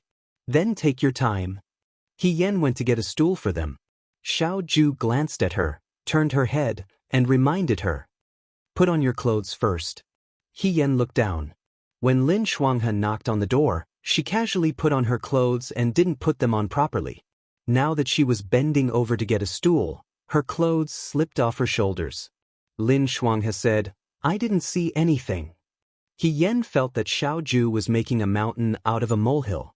It wasn't like she wasn't wearing undergarments inside. What should be covered was tightly covered. Second young Master Xiao was too gentlemanly. But since he had already said it, she had to sort it out. After she was done, she listened to Xiao Ju tell her the important parts of the story. He Yen slammed the table. Does Commander-in-Chief mean that you and I should disguise ourselves as husband and wife and set off for Jiang? This is ruining my reputation. If he pretended to be a nephew, he would have to call Xiao Ju uncle. If he pretended to be a husband and wife, he would have to call Xiao Ju husband. He Yen couldn't bear to look at the way he called Xiao Ju hubby. Ruin your reputation? Xiao Ju narrowed her beautiful eyes and sneered, You feel wronged? He Yen, that was true. In the eyes of others, Xiao Ju's reputation would most likely be ruined if this matter were to spread out. But wouldn't it be embarrassing for him to do whatever he wanted? It was rare that Xiao Ju had a favor to ask of him. He Yen held his head high and was about to raise the price and extort him when he heard Xiao Ju say casually, If you do this, you can join the Southern Mansion Army. He Yen, deal. Lin Shuanghe felt a headache coming on. Sister He, you are a girl. You should be more reserved. Then I'm afraid you have overestimated her. Xiao Ju mocked, How could she have that kind of thing? Being reserved is not worth mentioning in this kind of situation. He Yen giggled and said, Commander-in-Chief, don't worry. I can definitely act as a good wife and win face for you. I'll let others envy you and praise you for the good fortune you've accumulated over several lifetimes. Xiao Ju suppressed her anger and said calmly, Qiao Huanqing's wife is a famous talented woman in Dawei. He Yan's self-praise came to an abrupt end. Proficient in zither, chess, calligraphy, and painting, he glanced at He Yen with a bit of pity. Obedient, sensible, and considerate. These 16 words, may I ask which one is related to you? Human-like, He Yen answered honestly. Lin Shuanghe couldn't help but laugh. Halfway through, he felt that it was inappropriate and said, Nonsense. Xiao Huaijin, you are talking nonsense again. How is sister He not obedient, sensible, and considerate? As for zither, chess, calligraphy, and painting. He looked at He Yen, do you know how to do it? He Yen, not really. Xiao Ju sneered. Lin Shuanghe immediately said, That's okay, I know how to do it. Don't you have to wait for a few days before you set off with me? Before you set off, I promise that I will teach you. I don't dare to say that I will be very good at it, but I will definitely be able to deceive that group of uncouth people. Xiao Huaijin, leave Sister He to me. In less than 5 days, I will give you a different kind of graceful woman. She is short, stupid, and has no talent. Then it will be hard on you, Xiao Ju said casually. She stood up and walked to He Yan's side, staring straight at him. He Yan felt goosebumps from her stare. Xiao Ju leaned closer, tilted his head, and smiled. But I can't say for sure. After all, Our Lady He is the best at deceiving people. He Yan, Xiao Ju always made praises sound derogatory. My good wife will make others envious of me. I will. His gaze deepened and he smiled faintly. I will wait and see. He left. The door closed and the sound of the door being locked could be heard. He Yen heaved a sigh of relief and sat on the couch. Lin Shuanghe also stood up and smiled. It's getting late. I will leave first. Sister He, I will look for you tomorrow. Let's familiarize ourselves with the four arts. He Yen nodded. Lin Shuanghe wanted to say something but stopped. He Yen asked, Dr. Lin, is there anything else? He looked at He Yen with a complicated expression. Nothing. He waved his fan and left. After the door closed behind him, Lin Shuanghe sighed and pressed his chest. He had boasted to Xiao Ju that He Yen didn't like Xiao Ju and was most comfortable with her. This was true. After all, He Yen didn't sense a trace of affection for Xiao Ju in their previous conversation. However, just now, when Xiao Ju approached He Yen, Lin Shuanghe clearly saw He Yen's nervousness and helplessness. Something didn't seem right. It didn't seem like he was completely uninterested in Xiao Ju. What was going on? Lin Shuanghe was burning with anxiety. If He Yen actually liked Xiao Ju, wouldn't they get into trouble on this trip? No. It must be because Xiao Ju was too beautiful. When the woman saw his face, she was instantly captivated by his beauty. She wouldn't feel anything after seeing him a few more times. He comforted himself. It must be so. He Yen sat on the couch in the room. Xiao Ju actually asked him to pretend to be her husband and wife when they went to Jiang. This was unbelievable. Not to mention her, just the fact that Xiao Ju was pretending to be someone else's wife would make people doubt their ears. Now that he knew the origin of the Nine Flags Battalion, He Yen didn't have much hope that he could really enter the Nine Flags Battalion. Those who could enter the Nine Flags Battalion were Xiao Ju's brothers who had risked their lives to stand up for her. They were heroes who had risked their lives to stand up for her. This had to do with ability. Presumably, the Nine Flags Battalion wouldn't easily recruit people in the future. It was also good to be able to enter the Nan Mansion Army. In Da Wei, the Nan Mansion Army was well known for its fighting prowess. However, He Yen readily agreed to Xiao Ju's proposal. Even if these conditions didn't exist, she would still make concessions in the end. This was because the place Xiao Ju proposed was Jiang.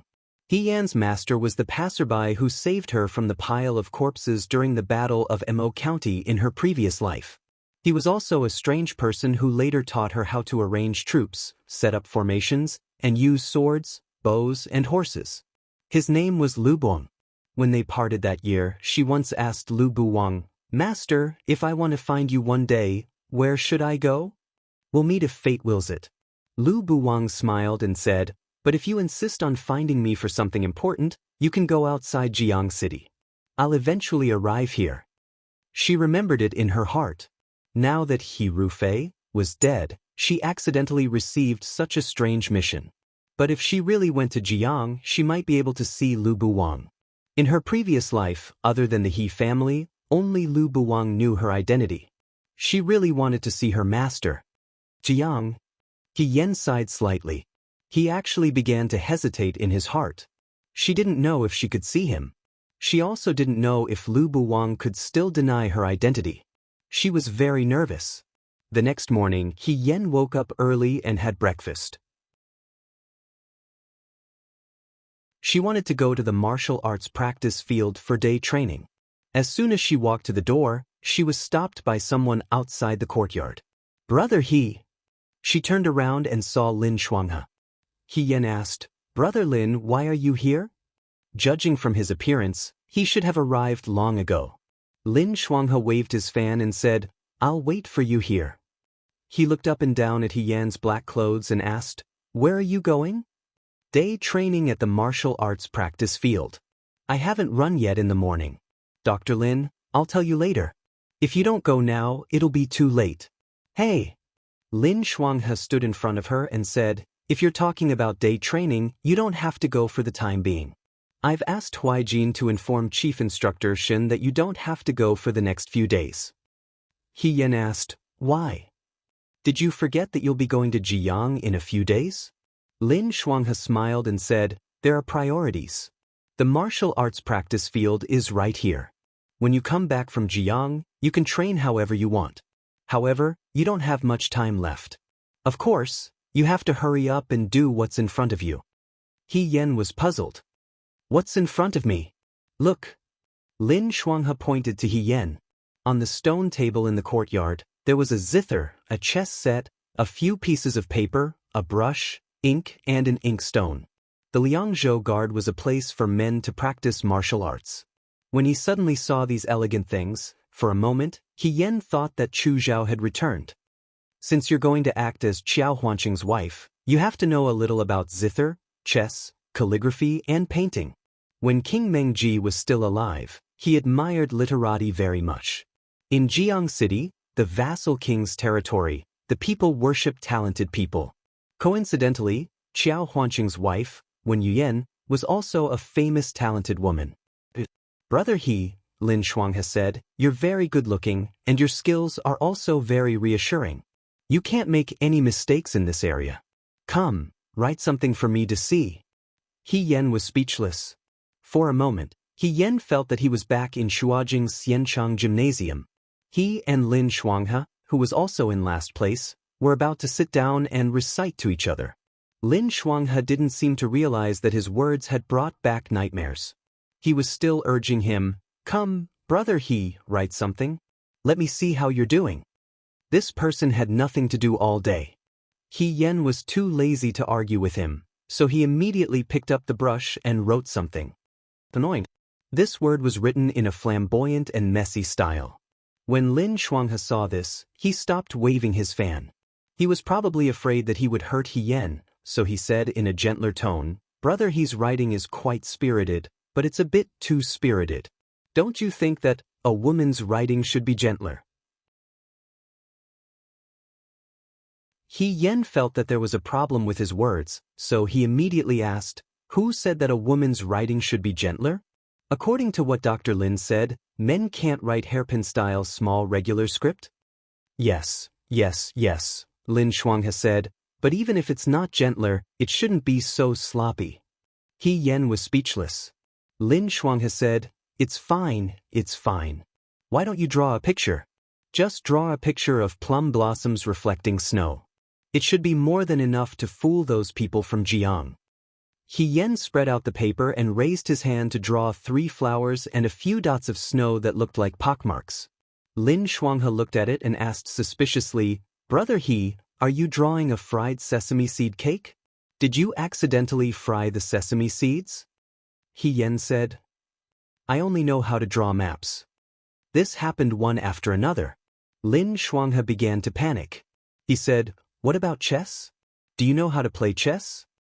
My chess skills are very bad, and I like to regret my moves.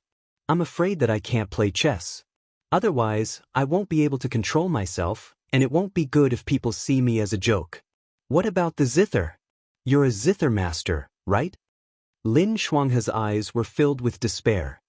Now, there are girls in the residence who have to start learning the zither from the age of 5. He Yan spread his hands. I don't know anything about musical instruments. The two of them looked at each other, and the atmosphere was awkward and silent. He Yan felt very uncomfortable and wronged. She had been raised as a boy since she was young, so she didn't learn the zither, chess, calligraphy, and painting. Later, she went to the Xianchang school, but she wasn't very good at learning. Even when a pie fell from the sky in the end and she received the guidance of a famous teacher and Lu Buwang, who taught her all his skills, it was all about surviving on the battlefield. The zither, chess, calligraphy, and painting could neither make her bleed less on the battlefield, nor help her win more battles in the battle. For her, it was too extravagant. She didn't have the conditions, and she didn't have the time. Of course, the most important thing was that she didn't have the talent. He Yan wasn't the only one who felt wronged. Lin Shuanghe also felt wronged. He had seen so many noble ladies in Shuajing, and each of them was good at least 3 kinds of talents. Everyone knew how to play the zither, chess, calligraphy, and painting, but He Yan couldn't even do it? Lin Shuanghe suddenly doubted himself. Was it wrong for him to suggest to Xiao Ju that He Yan should play Wen Yuyan? Dr. Lin? He Yan saw that Lin Shuanghe hadn't said anything, and she was afraid that Lin Shuanghe was frightened by her lack of talent, so she asked with concern. Lin Shuanghe came to his senses and forced a smile. Nothing, I'm thinking about something. It was needless to say how exquisite it was when it was so bad. It could only be said that she had learned the most ordinary skills, and then she just needed to put on a show. There was a ready-made female teacher in the Liangzhou Guards, Shenmu Xue, who was very talented. However, if Shenmu Xue knew that He Yan was a woman and was asked by Xiao Ju to play the role of husband and wife, he was afraid that something would go wrong. Although Lin Shuanghe didn't care about Shenmu Xue, he didn't want to see any girl sad. Forget it, if he didn't go to hell, who would? Lin Shuanghe looked at He Yan. His heart was bleeding, but he gritted his teeth and smiled. Brother He, you don't need to panic. As long as you work hard, you can grind an iron pestle into a needle. If you have a will, you can achieve anything. Since you don't know how to do it, let me teach you. We'll learn from the beginning, and I'm sure we'll be able to impress others. He Yan saw that this person was inexplicably excited, so she coughed lightly. Dr. Lin, do you know how to do it? If she remembered correctly, Lin Shuanghe was ranked last with her in the past. What qualifications did he have to teach others? Lin Shuanghe opened his folding fan and proudly said, I don't know anything else, but I know how to paint. Watch me. Late at night, the sharp sound of a zither could be heard from the room next door. Fei Nu was helping Xiao Ju tidy up the documents on the table. When she heard the sound, her hands trembled, and the documents scattered in a mess. He looked up at Xiao Ju again. Xiao Ju reached out her hand to support her forehead. She looked like she couldn't bear it. Fei Nu secretly sighed. He Yan shone brightly in the martial arts arena. He knew everything, but he didn't expect him to be so slow when it came to zither, chess, calligraphy, and painting. This zither, if it was any girl in the capital who learned the zither, even if she was 5 years old, she would be able to play it much better than this. 3 days, 3 whole days. They would be leaving in 2 days, but He Yan's zither was just a wall away. He didn't seem to be improving at all. It was as if because he was getting impatient, his music was getting worse and worse. Qi Wu was an impatient person. He secretly pulled Fei Nu aside a few times and said, if you don't know how to play, then don't play. Young master must be crazy. It's fine if he found a man to pretend to be his wife, but he even found one who doesn't know how to do anything. Isn't this giving others a chance to find out? Even if there's a shortage of people, it shouldn't be like this. He still didn't know He Yan's identity as a woman, so Fei Nu didn't say much. He only said, talk less, do more. But tonight, Fei Nu muttered in his heart. He Yan was so slow. Could he really bear such a heavy responsibility? Suspense. In the room next door, Lin Shuanghe waved his hand and said weakly, younger sister He, that's enough. You can stop playing. He Yan stopped and looked at him. He humbly asked, Brother Lin, have I improved compared to yesterday? Lin Shuanghe choked and was speechless. Although he wasn't outstanding in zither, chess, calligraphy, and painting, he was still an elegant young master in the capital. He still knew a thing or two about these things. He originally thought that with his guidance, even if he couldn't practice very well in 3 days, he would at least be able to put on a show. But looking at He Yan's current appearance, he realized that he had overestimated himself. He had never seen such a stubborn woman. After 3 days, not only did she not improve, she played more and more harshly. Lin Shuanghe finally realized that there was actually someone in the world who could play the zither with such a sound. It was said that one was marked by the company one kept. Xiao Ju was also a master in both literature and martial arts. Her elegance was unparalleled. He Yan had been with Xiao Ju for so long, but why didn't he have the slightest bit of elegance? Yet this girl still looked like she was very hardworking. Seeing how hardworking she was, he couldn't even say harsh words. This reminded Lin Shuanghe of a classmate when he was young. That classmate was also like this. His head hung from a beam and an awl pierced his thigh. It was too horrible to look at.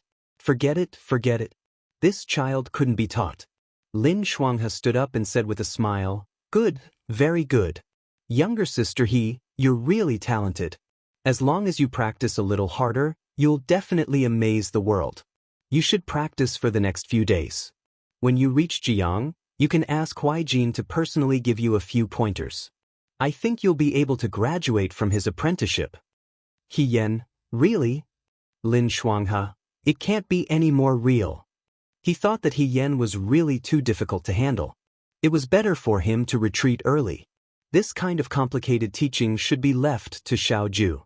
After all, He Yan was his person and his wife. This was also Xiao Ju's responsibility. When he thought of this, he felt relieved and relaxed. Lin Shuanghe smiled and said, "Then I won't be coming for the next 2 days. Younger sister you should practice more." Practice more? He was debt-free and left lightly. He Yan was still skeptical. She clearly felt that it was unpleasant, but Lin Shuanghe said it like that.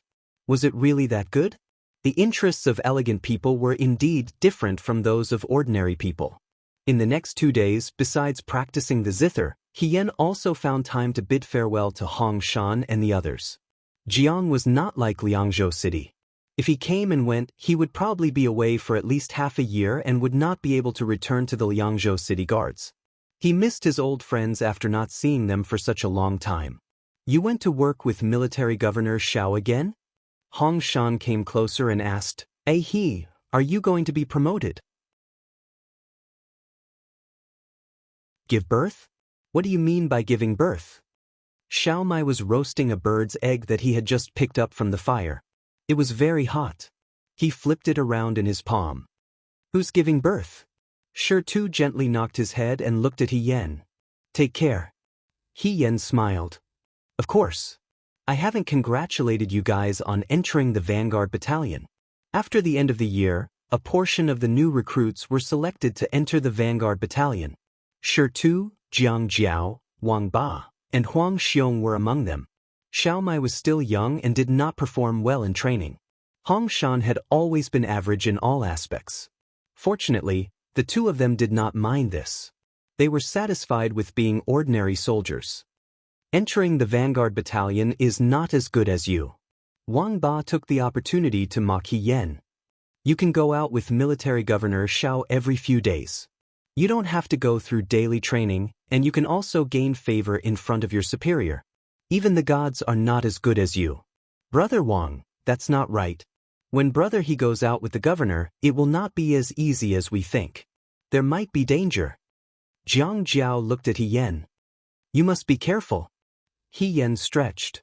I've always been careful. Seeing this, Huang Xiong twisted the prayer beads around his neck and said, since you've always wanted to be promoted, this is a good opportunity. Military Governor Xiao is willing to take you with him because he has taken a fancy to something you have. If you can seize this opportunity and earn military merits, you will be one step closer to what you want to do. You will also be able to accomplish what you want to do faster. He Yan thought that Xiao Ju was willing to take her with him because he had taken a fancy to something she had. That was because he had taken a fancy to her as a woman. You didn't expect this, did you? Well said. She waved her hand. Everyone, don't worry. We are all brothers who fought for the flag on White Moon Mountain and slept together on the same bed. As long as I have a bite to eat, you will all have a bite to drink. If I can really be promoted, I will definitely not forget my comrades. However, I also believe that even without me, you will be able to make a name for yourself in Liangzhou. Well said. Huang Xiong said. If you don't rely on others and rely on yourself, you are all heroes. He Yan smiled slightly and looked at the vast sky of the Liangzhou garrison. The snow-capped mountains in the distance would gradually melt. Winter had passed, and spring would soon arrive. Jiang was different from Liangzhou. The mountains were high and the rivers were far away. Who knew what would happen in the future? She clapped her hands and stood up. The future was not something that could be imagined just by thinking about it. She just had to keep her head down and keep moving forward. End of Volume 3.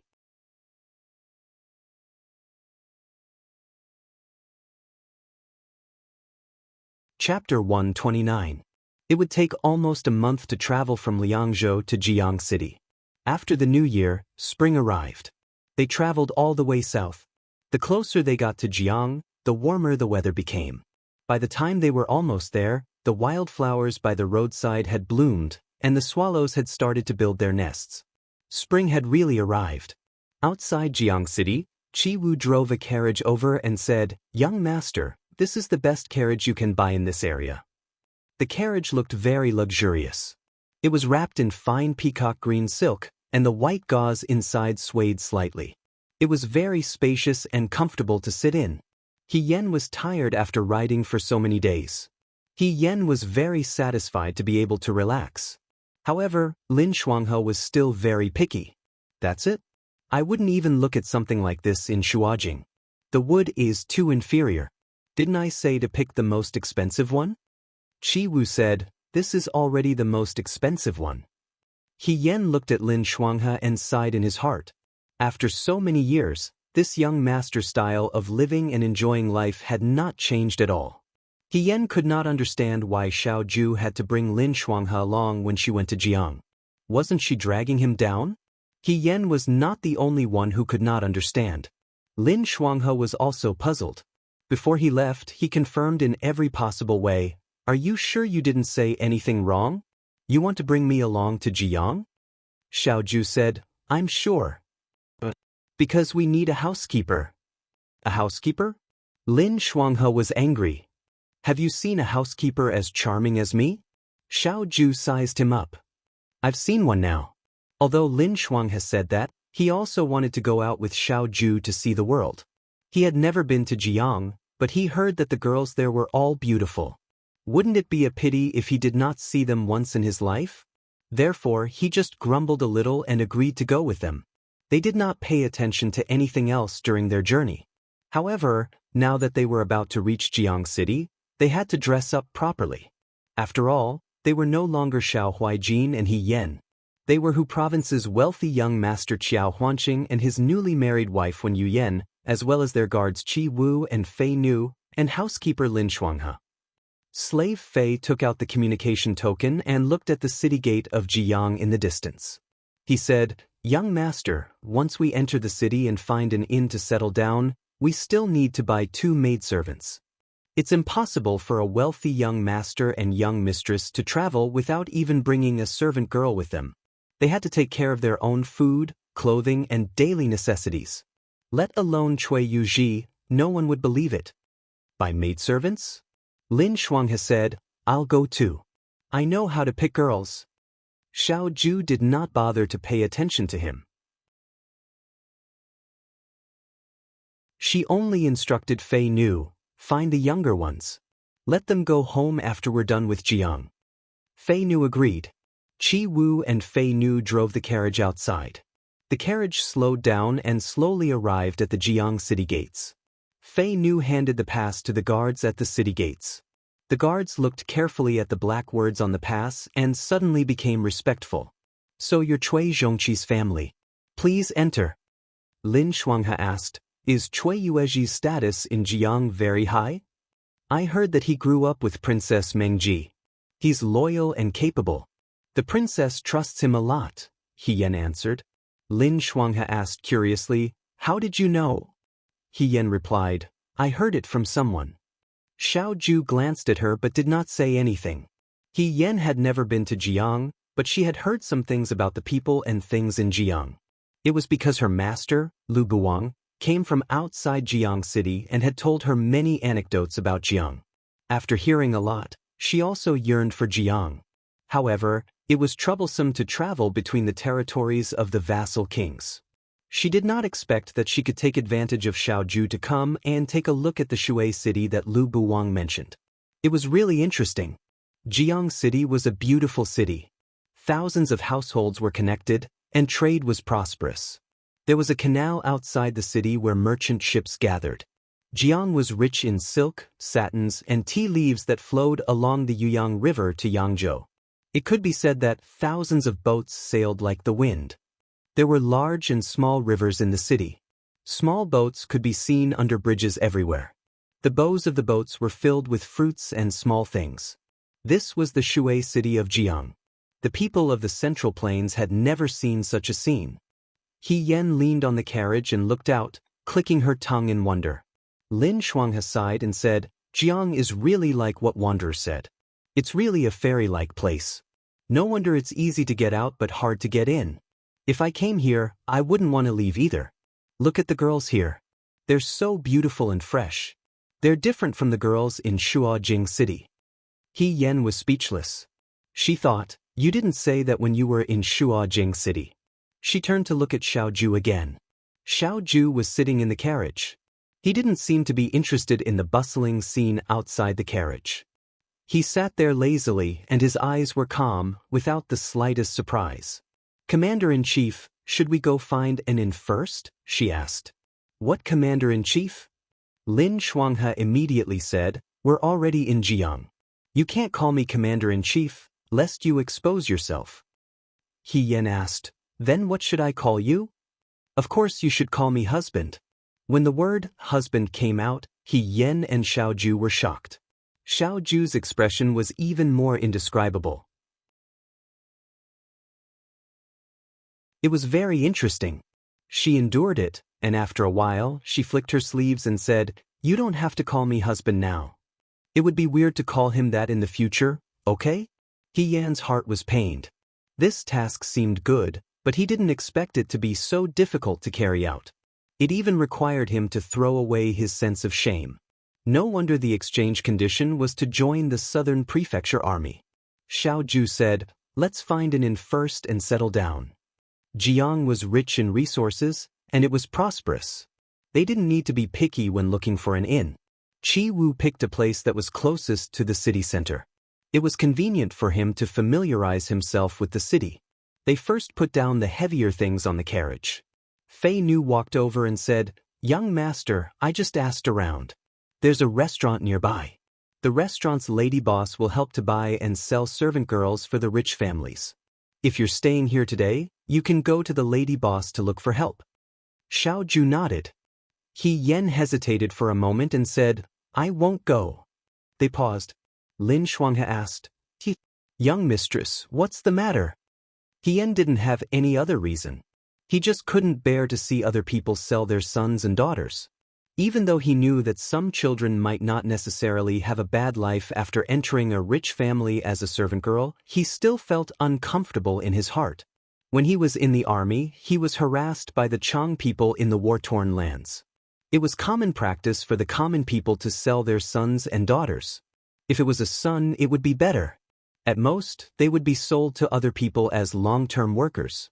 He Yan had seen it before. A 13 or 14-year-old girl sold to a 60-year-old man as a concubine for only a piece of sesame seed cake. Human life was so cheap. She really didn't like to see people being picked and sold like goods. I'm a woman now, right? She casually made up an excuse. I can't run around in this outfit. It doesn't look like Wen Yuyan. I was thinking if there's a ready-made clothing store nearby. I'll go and buy 2 pieces of women's clothing. If there's jewelry, I'll also buy some so that we won't be exposed when we meet Cui Yuezhi. In order to make it easier for her to travel, she still borrowed Qing Li's clothes. Now that they were in Jiang, it was not appropriate for her to dress as a man. When Lin Shuanghe heard this, he felt that what she said was quite reasonable. He said, that's fine too. Qi Wu, follow her. Xiaoju said, if there's anything, send a signal. Qi Wu acknowledged. Xiaoju looked at He Yan again. You stay nearby. Don't go too far. Jiang is not like Liangzhou. It's best to be cautious. He Yan nodded. Then let's split up.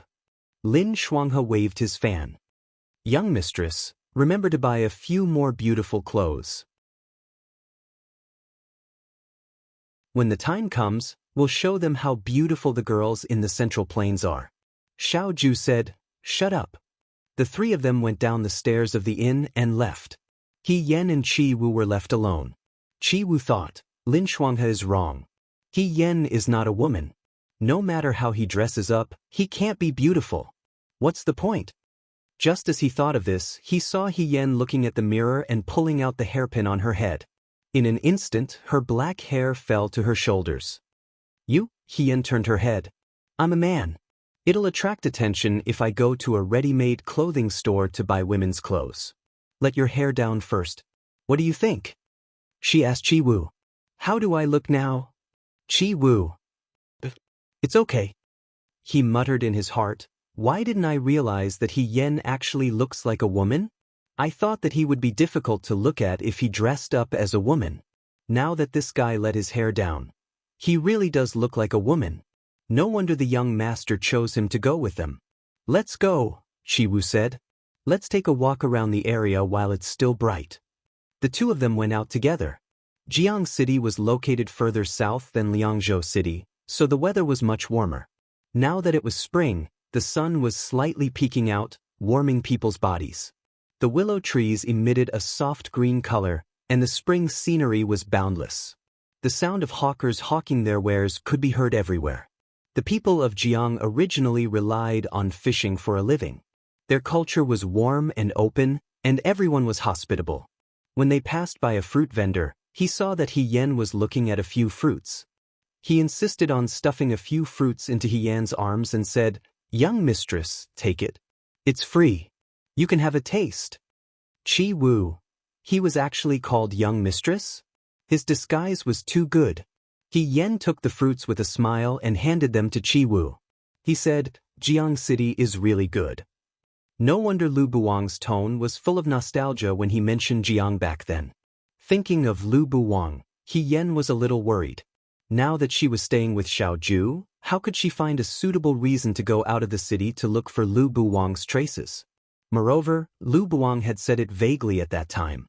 Now, it seemed that Jiang City was so big that it was really not easy to find someone. While she was thinking, Chi Wu had already asked a stall owner who was selling clay figurines next to him, "Little brother, may I ask if there are any shops selling ready-made clothes nearby?" When the stall owner heard this, he smiled and said, "Judging from your accent, you're not from Jiang, right? You've asked the right question." He pointed in a direction and said, Jiang's embroidery workshop is the largest ready-made clothes shop. There are the best and most clothes in there. If you want to buy clothes, you can't go wrong there. Chi Wu thanked the stall owner and walked in the direction pointed by the stall owner with Yen. Yen was a little nervous. Chi Wu asked, "What's wrong with you?" "I feel a little uncomfortable buying women's clothes," Yen said. Chi Wu nodded and said, "It's quite uncomfortable." Yen spent more time as a man than as a woman in both his previous and current lives. However, even though he was a woman, he didn't care much about dressing up. He would wear whatever the residents prepared for him. If he really wanted to pick something, he wouldn't be able to pick it out. He thought to himself that he shouldn't make a fool of himself and pick something that didn't suit him. However, no matter how afraid he was, he still had to go through this. The embroidery workshop wasn't far from here, so it didn't take long for them to arrive. The clay figurine stall owner was right. The embroidery workshop looked very big. It had a total of 5 floors, and it looked like a pavilion. When the 2 men in green standing at the door saw them coming, they smiled and went forward to welcome them. One of them said, "Sir, is this your first time in the embroidery workshop?" Yen nodded and said, "Yes, we want to buy a few clothes." "May I ask if you or this young master wants to choose clothes?" The man pointed upstairs and said, "In our embroidery workshop, the first floor is for men's clothes, the second floor is for children's clothes, and the remaining 3 floors are for women's clothes." He paused and said, "The higher you go, the more expensive the clothes are." He smiled and rubbed his hands. "Look, let's go to the 3rd floor." Yen made a prompt decision. "But," the man replied with a smile, "please follow me." It was really big inside. Every floor was covered with fine carpets, and the decorations were very beautiful. Unlike the elegance of Shu'a capital, Jiang's decorations were more colorful and lively, just like the people there. There were murals painted on the walls, and it seemed like everyone was having fun together. The streets on the water were very lively, and everyone was jostling shoulder to shoulder. It was very interesting. When the man saw Yen staring at the murals without blinking, he smiled and said, "This is Jiang's water god festival. Jiang relies on water to make a living, and we worship the water god every March. The 2 of you don't look like locals. If you stay here long enough, you can come and watch the water god festival. It's very lively." "March?" Yen asked. "Yes, it's this month. The water god festival is very fun. Miss, if you go, you won't lose out. The people here were very enthusiastic, so Yen didn't say anything. However, he was curious about the water god festival that the man mentioned. When they reached the third floor, the man stopped and said, "This is it. Miss, please take a look first." Yen nodded. Chi Wu was a little uncomfortable. This floor was full of women's clothes, and it didn't look good for a man like him to stay here. She said to Yen, "I'll wait for you downstairs. When you're done choosing, just send someone to inform me." Yen said, "Okay." After Chi Wu left, the man continued to show Yen around. As he looked, he explained to Yen, "This cherry red antique satin moonlight dress has been selling the best recently. It's spring, and everyone likes to wear red. It's the most eye-catching when you go for a walk. If you want to attract your lover's attention, this is the best. This lotus-colored peony jade dress is also not bad. When paired with a round fan, you'll look like a fairy from a painting. Elegant and otherworldly, noble and elegant. It's very wonderful. Look at this. This colorful butterfly-patterned dress has 100 butterflies on it. They were all sewn on by our embroiders. Think about it. If you wear this dress among the flowers, you'll definitely attract a lot of butterflies. You'll be surrounded by real and fake butterflies. How adorable!" Yen was speechless. The shop assistant of the embroidery workshop was too eloquent. Yen was moved by his words. She felt that every piece of clothing hanging on the wall was unique and exquisite. Even if it was an ordinary woman, she would be dazzling and moving when she wore it. She was the only one on this floor. If a few more people came to look at the clothes, how would the man be able to handle it? Fortunately, she had some discernment and didn't believe everything. However, she couldn't help but feel dizzy after looking at all the clothes on the third floor. There were too many, and she didn't know which one to choose. Yen thought for a while and looked at the man. "Little brother, I rarely choose my own clothes, so I don't know which one to choose. Why don't you help me look for clothes that won't go wrong, won't be picky, and won't be impolite at the banquet?" The man was also a shrewd person. When he heard Yen's words, he knew that Yen didn't know how to pick out clothes. He smiled and said, "Sure. Miss, I see that your skin is fair, and you are different from the women of Jiang. With such outstanding looks, wouldn't it be a pity if you only choose clothes that won't go wrong and bury your beauty? Why don't?" He walked in front of a piece of clothing and picked up a corner of it to show Yen. "Take a look at this one. This heavenly fragrance jade dress is very light and thin.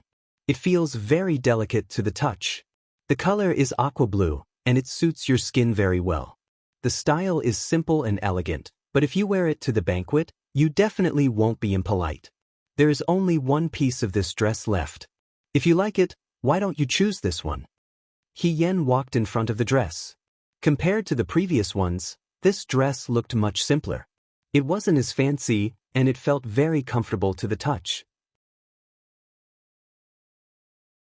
Yen smiled and said, "Then I'll choose this one. I want this dress." A hand reached out from the side and snatched the dress from Yen's hand. Yen turned around and saw a young woman in a yellow dress standing in front of him.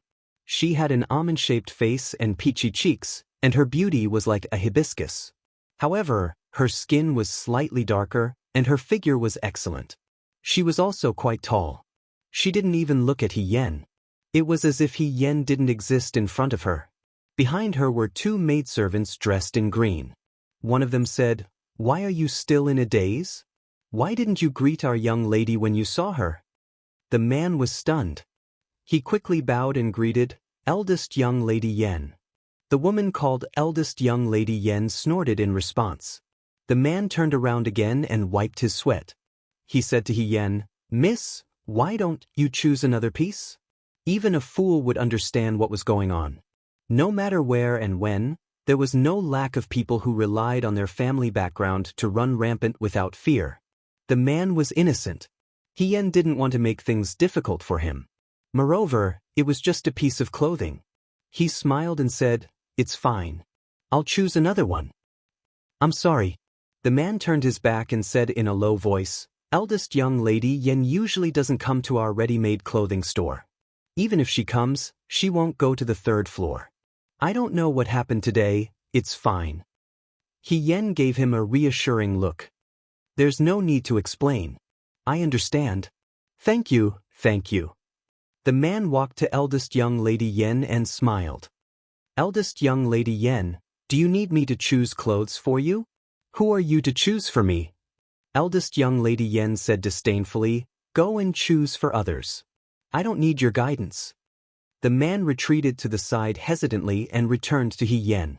Compared to the sarcastic eldest young lady Yen, this man was obviously much gentler and easier to talk to. He smiled and said, Miss, take a look at this.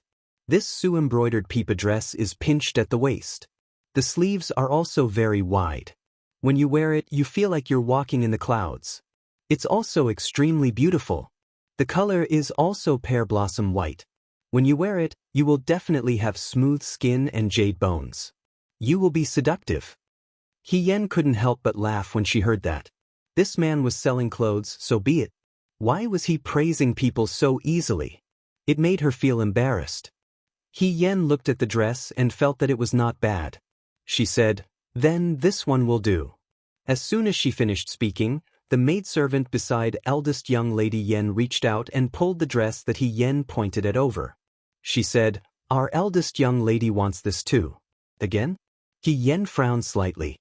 If it was a coincidence once, it would be intentional if it happened twice. But she had never seen this woman before. Why was she targeting her? She turned around and faced the other party. She asked politely, may I ask, miss, did I offend you in any way? Eldest young lady Yen looked at her and raised her eyebrows. I'm just picking a dress. How did you offend me? 1 or 2 pieces are naturally fine. Yen smiled. But don't tell me you'll choose whatever I choose later? Eldest young lady Yen pursed her lips and said arrogantly, it seems that you're not stupid. I don't understand. Why you like this? You have to ask why for everything. Very good, but I'm not your husband. Why should I answer your questions? I'm here today. Even if I buy all the clothes on the 3rd floor, that's because I'm capable.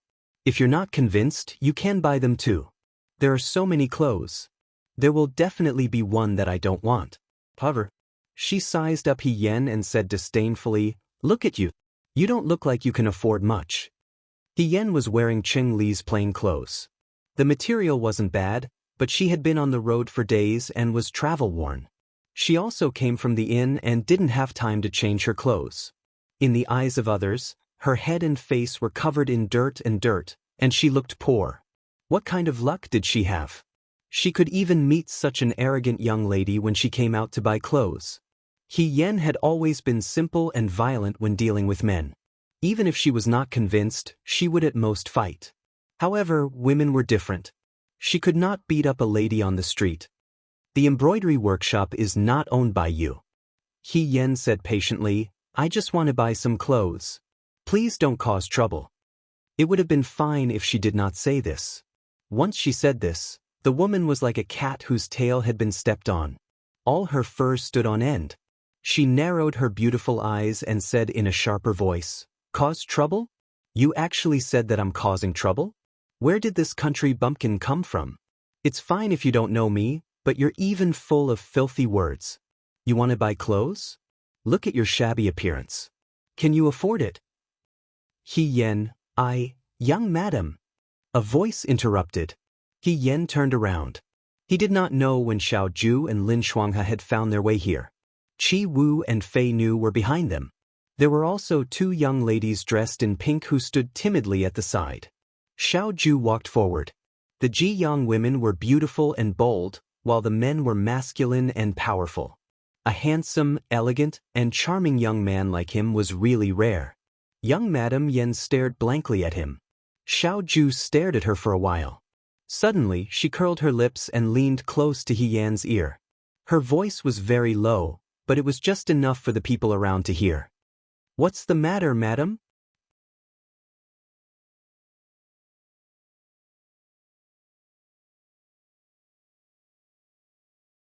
Chapter 130. The young man was tall and straight like a pine tree. The dark blue robe on him made him look noble and elegant. His eyes were as dark as the night sky, and they were filled with coldness. However, the corners of his mouth were curled up with a hint of casual mockery. The word "madam" was so low and mellow that everyone present was intoxicated. He Yen was the same. He only felt the place where his breath touched instantly stiffen. For a moment, he was speechless. Eldest Miss Yen bit her lip and looked at Xiao Ju. She was half stunned and half jealous. Such a handsome man was actually married, and the one he married was the country bumpkin beside him? Why? Seeing that He Yen was silent, Xiao Ju raised her eyebrows and said in a gentler voice, "Did she bully you?" He Yen was so shocked that he came back to his senses. Just as he was about to speak, eldest Miss Yen spoke first. She said, "Young master, I didn't bully anyone. I just took a fancy to the same clothes as this young lady." When eldest Miss Yen spoke to Xiao Ju, she was no longer as aggressive as before. She was so gentle that it was as if she was a different person. She couldn't bear to look away from Xiao Ju. "But I clearly heard you say that our young madam has no money." Lin Shuanghe wanted to see the world in chaos. He waved his fan and said, "Even I, the butler, can't stand it anymore." Butler? The servant in green, who didn't dare to make a sound, was secretly shocked. He thought that it was a young master from some family, but he didn't expect it to be a butler. Oh no. This group of people had extraordinary appearances and auras. Could it be that some important person had come to Jiang? He wondered if he had offended her just now. Xiao Ju turned and asked He Yen, "Did you choose anyone?" He Yen shook his head. Eldest Miss Yen handed over the aqua blue dress that He Yen had taken a fancy to just now. She smiled and said, "If you really like this dress, I'm willing to part with it." He Yen was speechless. Was Xiao Ju's face so useful? This change in attitude was like a completely different person. He Yen thought sourly, "It's really advantageous to be good-looking." Xiao Ju only glanced at her indifferently. She did not reach out to take it. Instead, she asked the waiter, "What's upstairs?" In reply to young master, the shop assistant replied while wiping his sweat, "Our embroidery workshop has a total of 5 floors. The 3rd to the 5th floor are all women's ready-made clothes. The clothes on the 5th floor are the most expensive and are specially made for nobles. The price is also higher. Bring out the treasure of your shop." Miss Yan's face froze. He Yen was also shocked. He tugged at Xiao Ju's sleeve and whispered, "It's okay, I'll just wear it casually." He Yen felt that it was inappropriate for her to choose the most expensive one based on her family's background. Xiao Ju said calmly, "Shut up." The shop assistant of the embroidery workshop was a talented person. He only said, "Please wait a moment." He immediately went upstairs. Not long after, he came down with a small box wrapped in soft satin. He placed the box on the round table in the room. He unlocked the box and carefully took out a thin, pale white silk dress.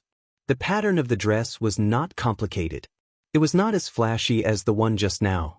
However, the sunlight shone through the window and shone on the dress. The original white color was actually refracted into a rainbow-like color. It was faintly discernible, like the scales of a mermaid. It was suffused with a faint blue-purple gold powder. It was thin and soft. It did not seem like an ordinary item. This dress is made of mermaid yarn. I dare say that this is the only one in Jiang and Dawei, not to mention the embroidery workshop. This mermaid gauze was bought from a merchant at a high price. The rest of the material was given to Her Highness, and the last bit was used to make this teardrop gauze. This was because under the sun, the dress would emit the color of a mermaid's tears. "Dear guest, this is the treasure of our shop." Xiao Ju glanced at the dress in the shop assistant's hands and said, "It's barely passable."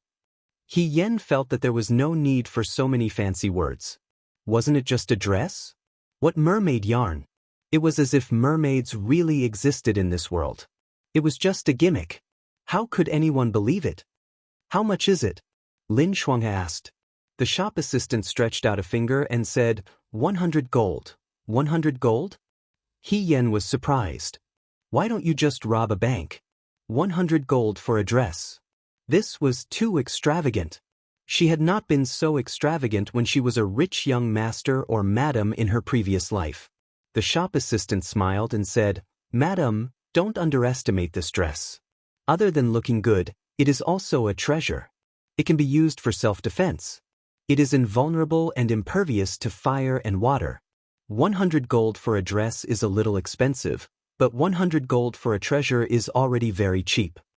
There's no need for that." Chi Wu whispered to Fei Nu, "Would a rich madam who can afford to wear this dress go through a mountain of swords and a sea of flames for no reason? There's really no need for that." "I'll take this one," Xiao Ju said calmly. "Pick a few other pieces. The ones on the 5th floor will do." But the shop assistant was overjoyed. It was not every day that he met such a generous customer. He decided to strike while the iron was hot and continued, "Dear guest, do you want to take a look at the jewelry in our embroidery workshop? This tear gauze should be paired with a pearl peony hairpin, a pair of exquisite white jade pendants, and shoes of the same color. Our madam's rare beauty will not be wasted." "He yen, ? Xiao Ju said, "Choose as you see fit." Eldest Miss Yen was stunned. He Yen felt that it was inappropriate. He tugged at Xiao Ju's clothes and pulled him towards him, saying, "It's too wasteful." Xiao Ju said calmly, "Let go." He Yen immediately let go of her. Just as Xiao Ju had said, the shop assistant went to pick out a few pieces of clothing, a few pieces of jewelry, and brought over a small chest for everyone to look at. After counting them one by one, he closed the chest and said, "A total of 200 gold." He Yen almost fainted when he heard this. Xiao Ju said to Lin Shuanghe, "Pay up." Lin Shuanghe was shocked. "Do you want me to pay? Housekeeper." Lin Shuanghe. He could only take out a banknote from his sleeve. He forced a smile and said, "Oh, I'll pay." Just as he was about to hand the banknote over, Xiao Ju said, "Wait." Everyone paused. He Yen was delighted. Why did she suddenly realize that she was too extravagant and wanted to turn back? Xiao Ju looked at Miss Yen and smiled. She said slowly, "I forgot to ask if this lady is interested in the same box of clothing. If she likes it, I'm willing to part with it." Eldest Miss Yan's expression was extremely ugly. Although her family was rich, she did not always bring 200 gold with her when she went out. Moreover, there were tailors at home who specialized in making clothes. It was difficult for her to spend 200 gold to buy things at a ready-made clothing store. This overly beautiful man was clearly standing up for his wife. She gritted her teeth and said, "Thank you for taking care of me. You don't like it?" Xiao Ju nodded and ordered Fei Nu to put away the box. Just as she was about to leave, she looked at the other party and said, "Let me give you a kind reminder." Everyone was stunned. The beautiful man's eyes were gentle, but his tone was full of sarcasm. "Your skin is too dark. The clothes from the embroidery workshop don't suit you. Go to another shop."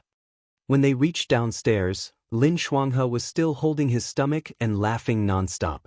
"Haha, what? Young master, your words are too harsh. Didn't you see that lady's face just now? Oh my God, if I were her, I wouldn't be able to sleep tonight. She has her heart on you. It's fine if you reject her, but you still have to be so sarcastic. Oh my God, huh?" He Yen also felt that Xiao Ju's actions were too childish. However, this wasn't what surprised her more. She caught up with Xiao Ju in a few steps and asked, "She wanted to take the clothes I chose just now because her skin is dark and she can't wear these colors?" She knew it. It was her first time in Jiang and she had no enmity with the other party. Why would she find trouble with her?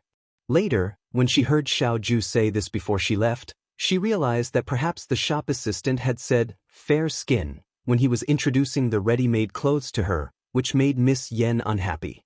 There were such people in the world who would be jealous and hateful when they saw that someone else had something they didn't have. "Aren't you very good at lying? Is that all you're capable of?" Xiao Ju's expression returned to indifference. She said disdainfully, "Can't you tell that she's jealous of you? How would I know that there are things about me that make people jealous?" He Yen muttered, "Especially when women are jealous of me. It was common to be envied by men. They said that he was good at fighting, could run fast, and could drink a lot. So, this was what it felt like to be envied by women. In this way, she felt that women's jealousy was very cute. It was just a little quarrel and a little trouble, unlike men who would fight for the slightest thing. Also, she asked Xiao Ju, "Am I very fair? Is that why she's jealous? Am I very fair?" She often dressed like a teenager and was already used to it. Suddenly, she saw that her long hair was spread out. Although she was still wearing a teenager's clothes, her eyes were lively and delicate. She indeed looked like a young girl. Although she looked a little silly, but Xiao Ju looked away. "You look like a piece of charcoal." He Yan was speechless. Would this person die if she said something nice? Behind them, the two newly bought maidservants in pink clothes were timid and did not dare to speak. Chi Wu looked at He Yan, who was deliberately teasing Xiao Ju, and rubbed her arms.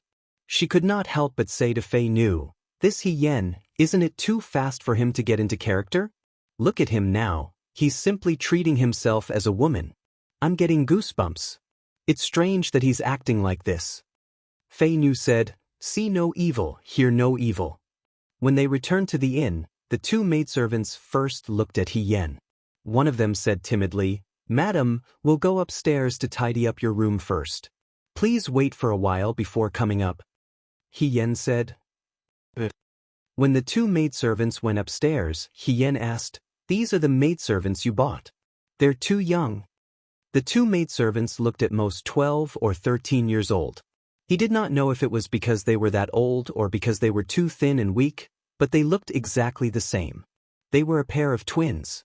Lin Shuanghe answered, "We have no choice. Our young master is too beautiful. If we find someone around your age, it's inevitable that she'll have other thoughts. What if she climbs into our young master's bed in the middle of the night? It's safe and reliable to find someone who's young and immature." When He Yan heard this, he felt that Lin Shuanghe was simply a genius. What he said was very reasonable. Based on Miss Yan's reaction at the embroidery workshop, Xiao Ju's face and body were indeed enough to attract bees and butterflies. It was better to be careful. Lin Shuanghe said again, "Although these two maidservants are young, I spent a lot of money on them. I say." He suddenly reacted and looked at Xiao Ju. "You insisted on bringing me to Jiang not because you need a butler, but because you need a money bag, right?" He Yan burst out laughing. Lin Shuanghe was still bitterly reprimanding Xiao Ju's actions. "Do you know that what you're doing is very unkind? You bought clothes for your wife, maidservants, and an inn for her. Why should I spend money? It's not like they're mine." He Yan could not laugh anymore. Xiao Ju said indifferently, "Why did you follow me all the way to Jiang safely?" "Because you're here," Lin Shuanghe said. "Nonsense, with Xiao Ju around, who would dare to block the road and rob them?" Xiao Ju did not deny it. "That's enough.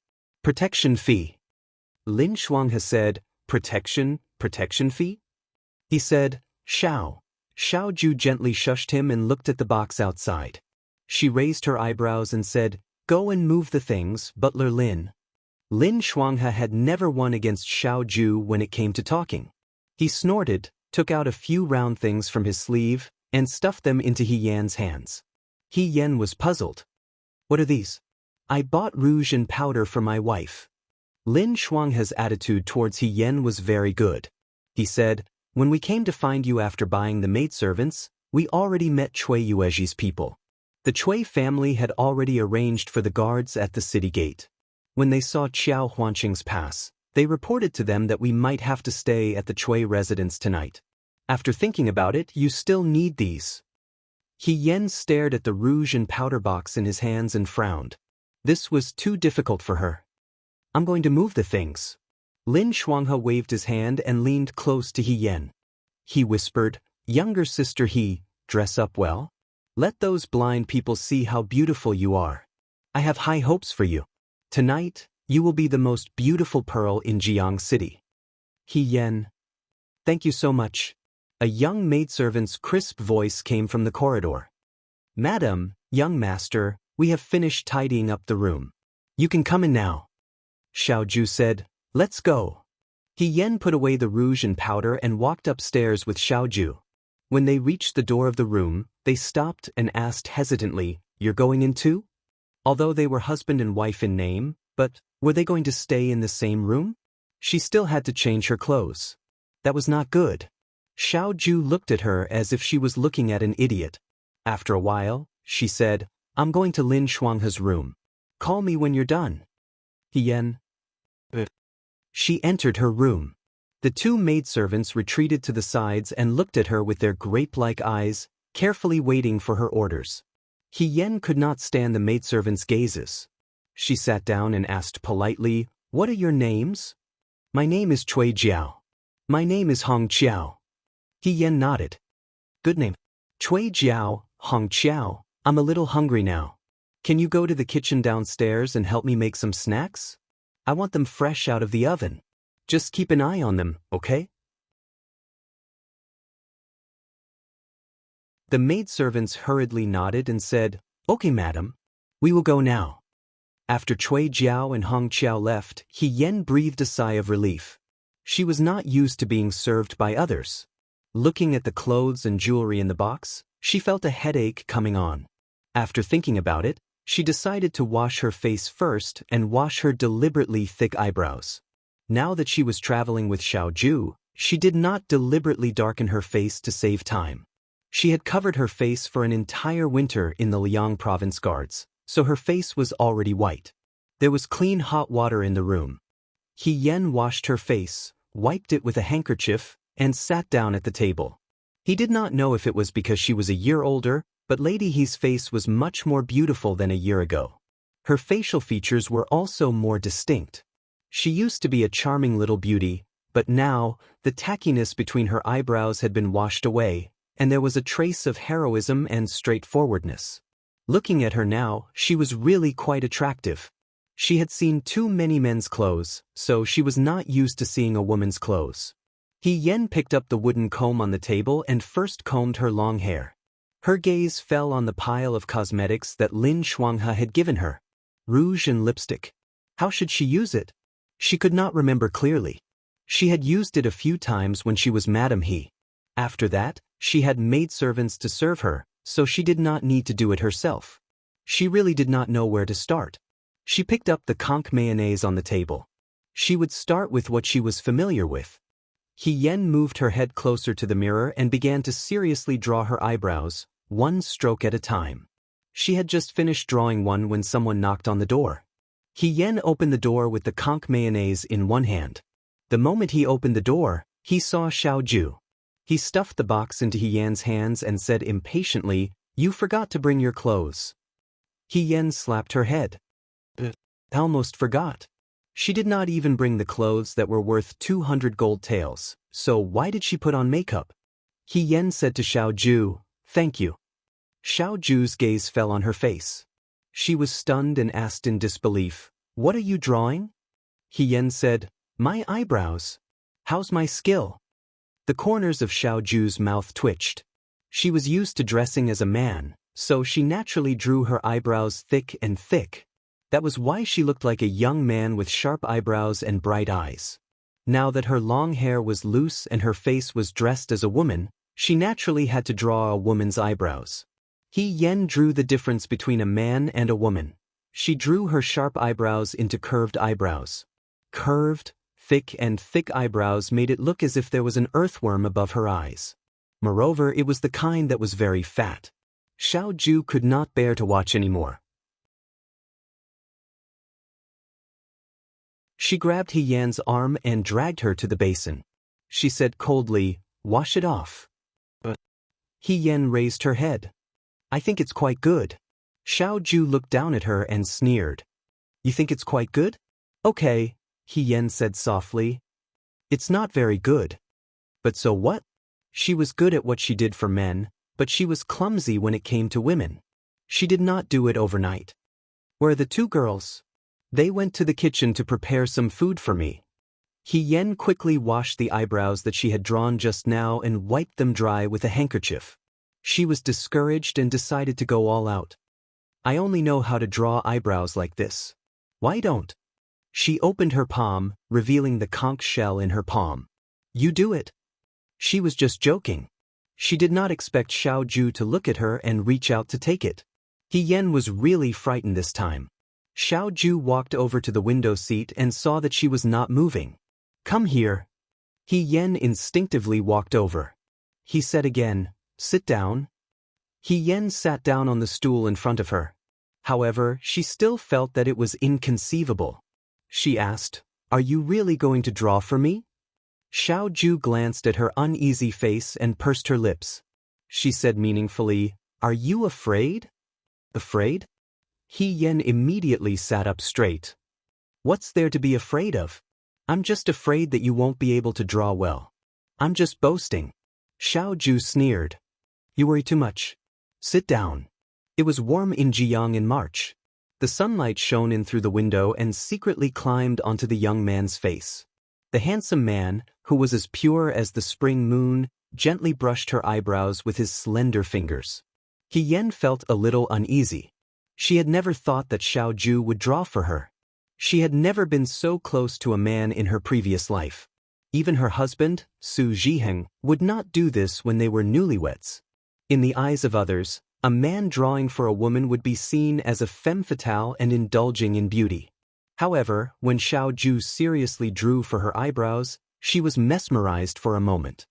He Yan immediately realized that she was mesmerized and leaned back slightly. Xiao Ju frowned. "Don't move." She was stunned. Xiao Ju's hand had already clasped the back of her head and pulled her in front of him. In an instant, the distance between them shrank even closer than before. This allowed her to see him more clearly. Xiao Ju, who had lost his sharpness and coldness, looked exceptionally gentle at this moment. His eyelashes were thick and dense, and they drooped down, covering half of his dark pupils and covering the coolness in his eyes. He sat lazily, and his facial features were peerless. His thin lips were bright red, and it was tempting to keep staring at them. She remembered a rainy night in her previous life. If she had known that it was him, if she could see and accept his gentleness and kindness, would she have softened her attitude and not been so fierce when she looked at his face? Perhaps it was because her gaze was so intense that it was impossible to ignore it. Xiao Ju's hands paused and their eyes met. He Yan suddenly felt guilty, as if he had been caught doing something bad. Xiao Ju frowned slightly. "Why is your face so red?" He Yan was stunned and unconsciously covered her face with her hands. She really did feel hot. She couldn't find an excuse and stammered. Xiao Ju stared at her for a while and suddenly approached her. "Don't tell me you..." He raised his eyebrows, his eyes unfathomable, and smiled. Like, "No, no, no." Before he could finish, He Yan immediately denied it. She even raised her hands and shouted as if she was swearing, "I really don't like you. How could I, an ordinary person, dare to have thoughts about you? I definitely don't dare to have any improper thoughts about you. Really?" Xiao Ju leaned back, still holding the conch daisies in his hands. Seeing her hurriedly refute, he sneered and lazily said, "I didn't say anything. Why are you so agitated?" He raised his eyebrows. "Do you have a guilty conscience?" "I really didn't." He Yan was anxious. What was wrong with this person? Why was she still harping on this matter? Was it fun to tease people? What kind of bad fun was this? Outside the door, two maidservants were holding plates of desserts in their hands. They didn't know whether to enter or not. "Are we going in or not?" Hong Qiao whispered. I think we shouldn't." Cui Jiao said, "I've seen a scholar read a poem. Madam and young master are currently in a passionate mood, so it's better not to disturb them." Hong Qiao nodded, not fully understanding. Cui Jiao thought, what was that poem called? It seemed to be, after putting on makeup, she asked her husband in a low voice, "Do you draw eyebrows?" "That's right. You're tuning in to the Passion Pages YouTube channel. We're so grateful for your support, and don't forget to subscribe to join us on this incredible journey through captivating stories. Your generosity through donations truly makes a world of difference, as it's the primary source of revenue that allows me to expand and enhance this channel for you. Thank you from the bottom of my heart for being a part of this adventure.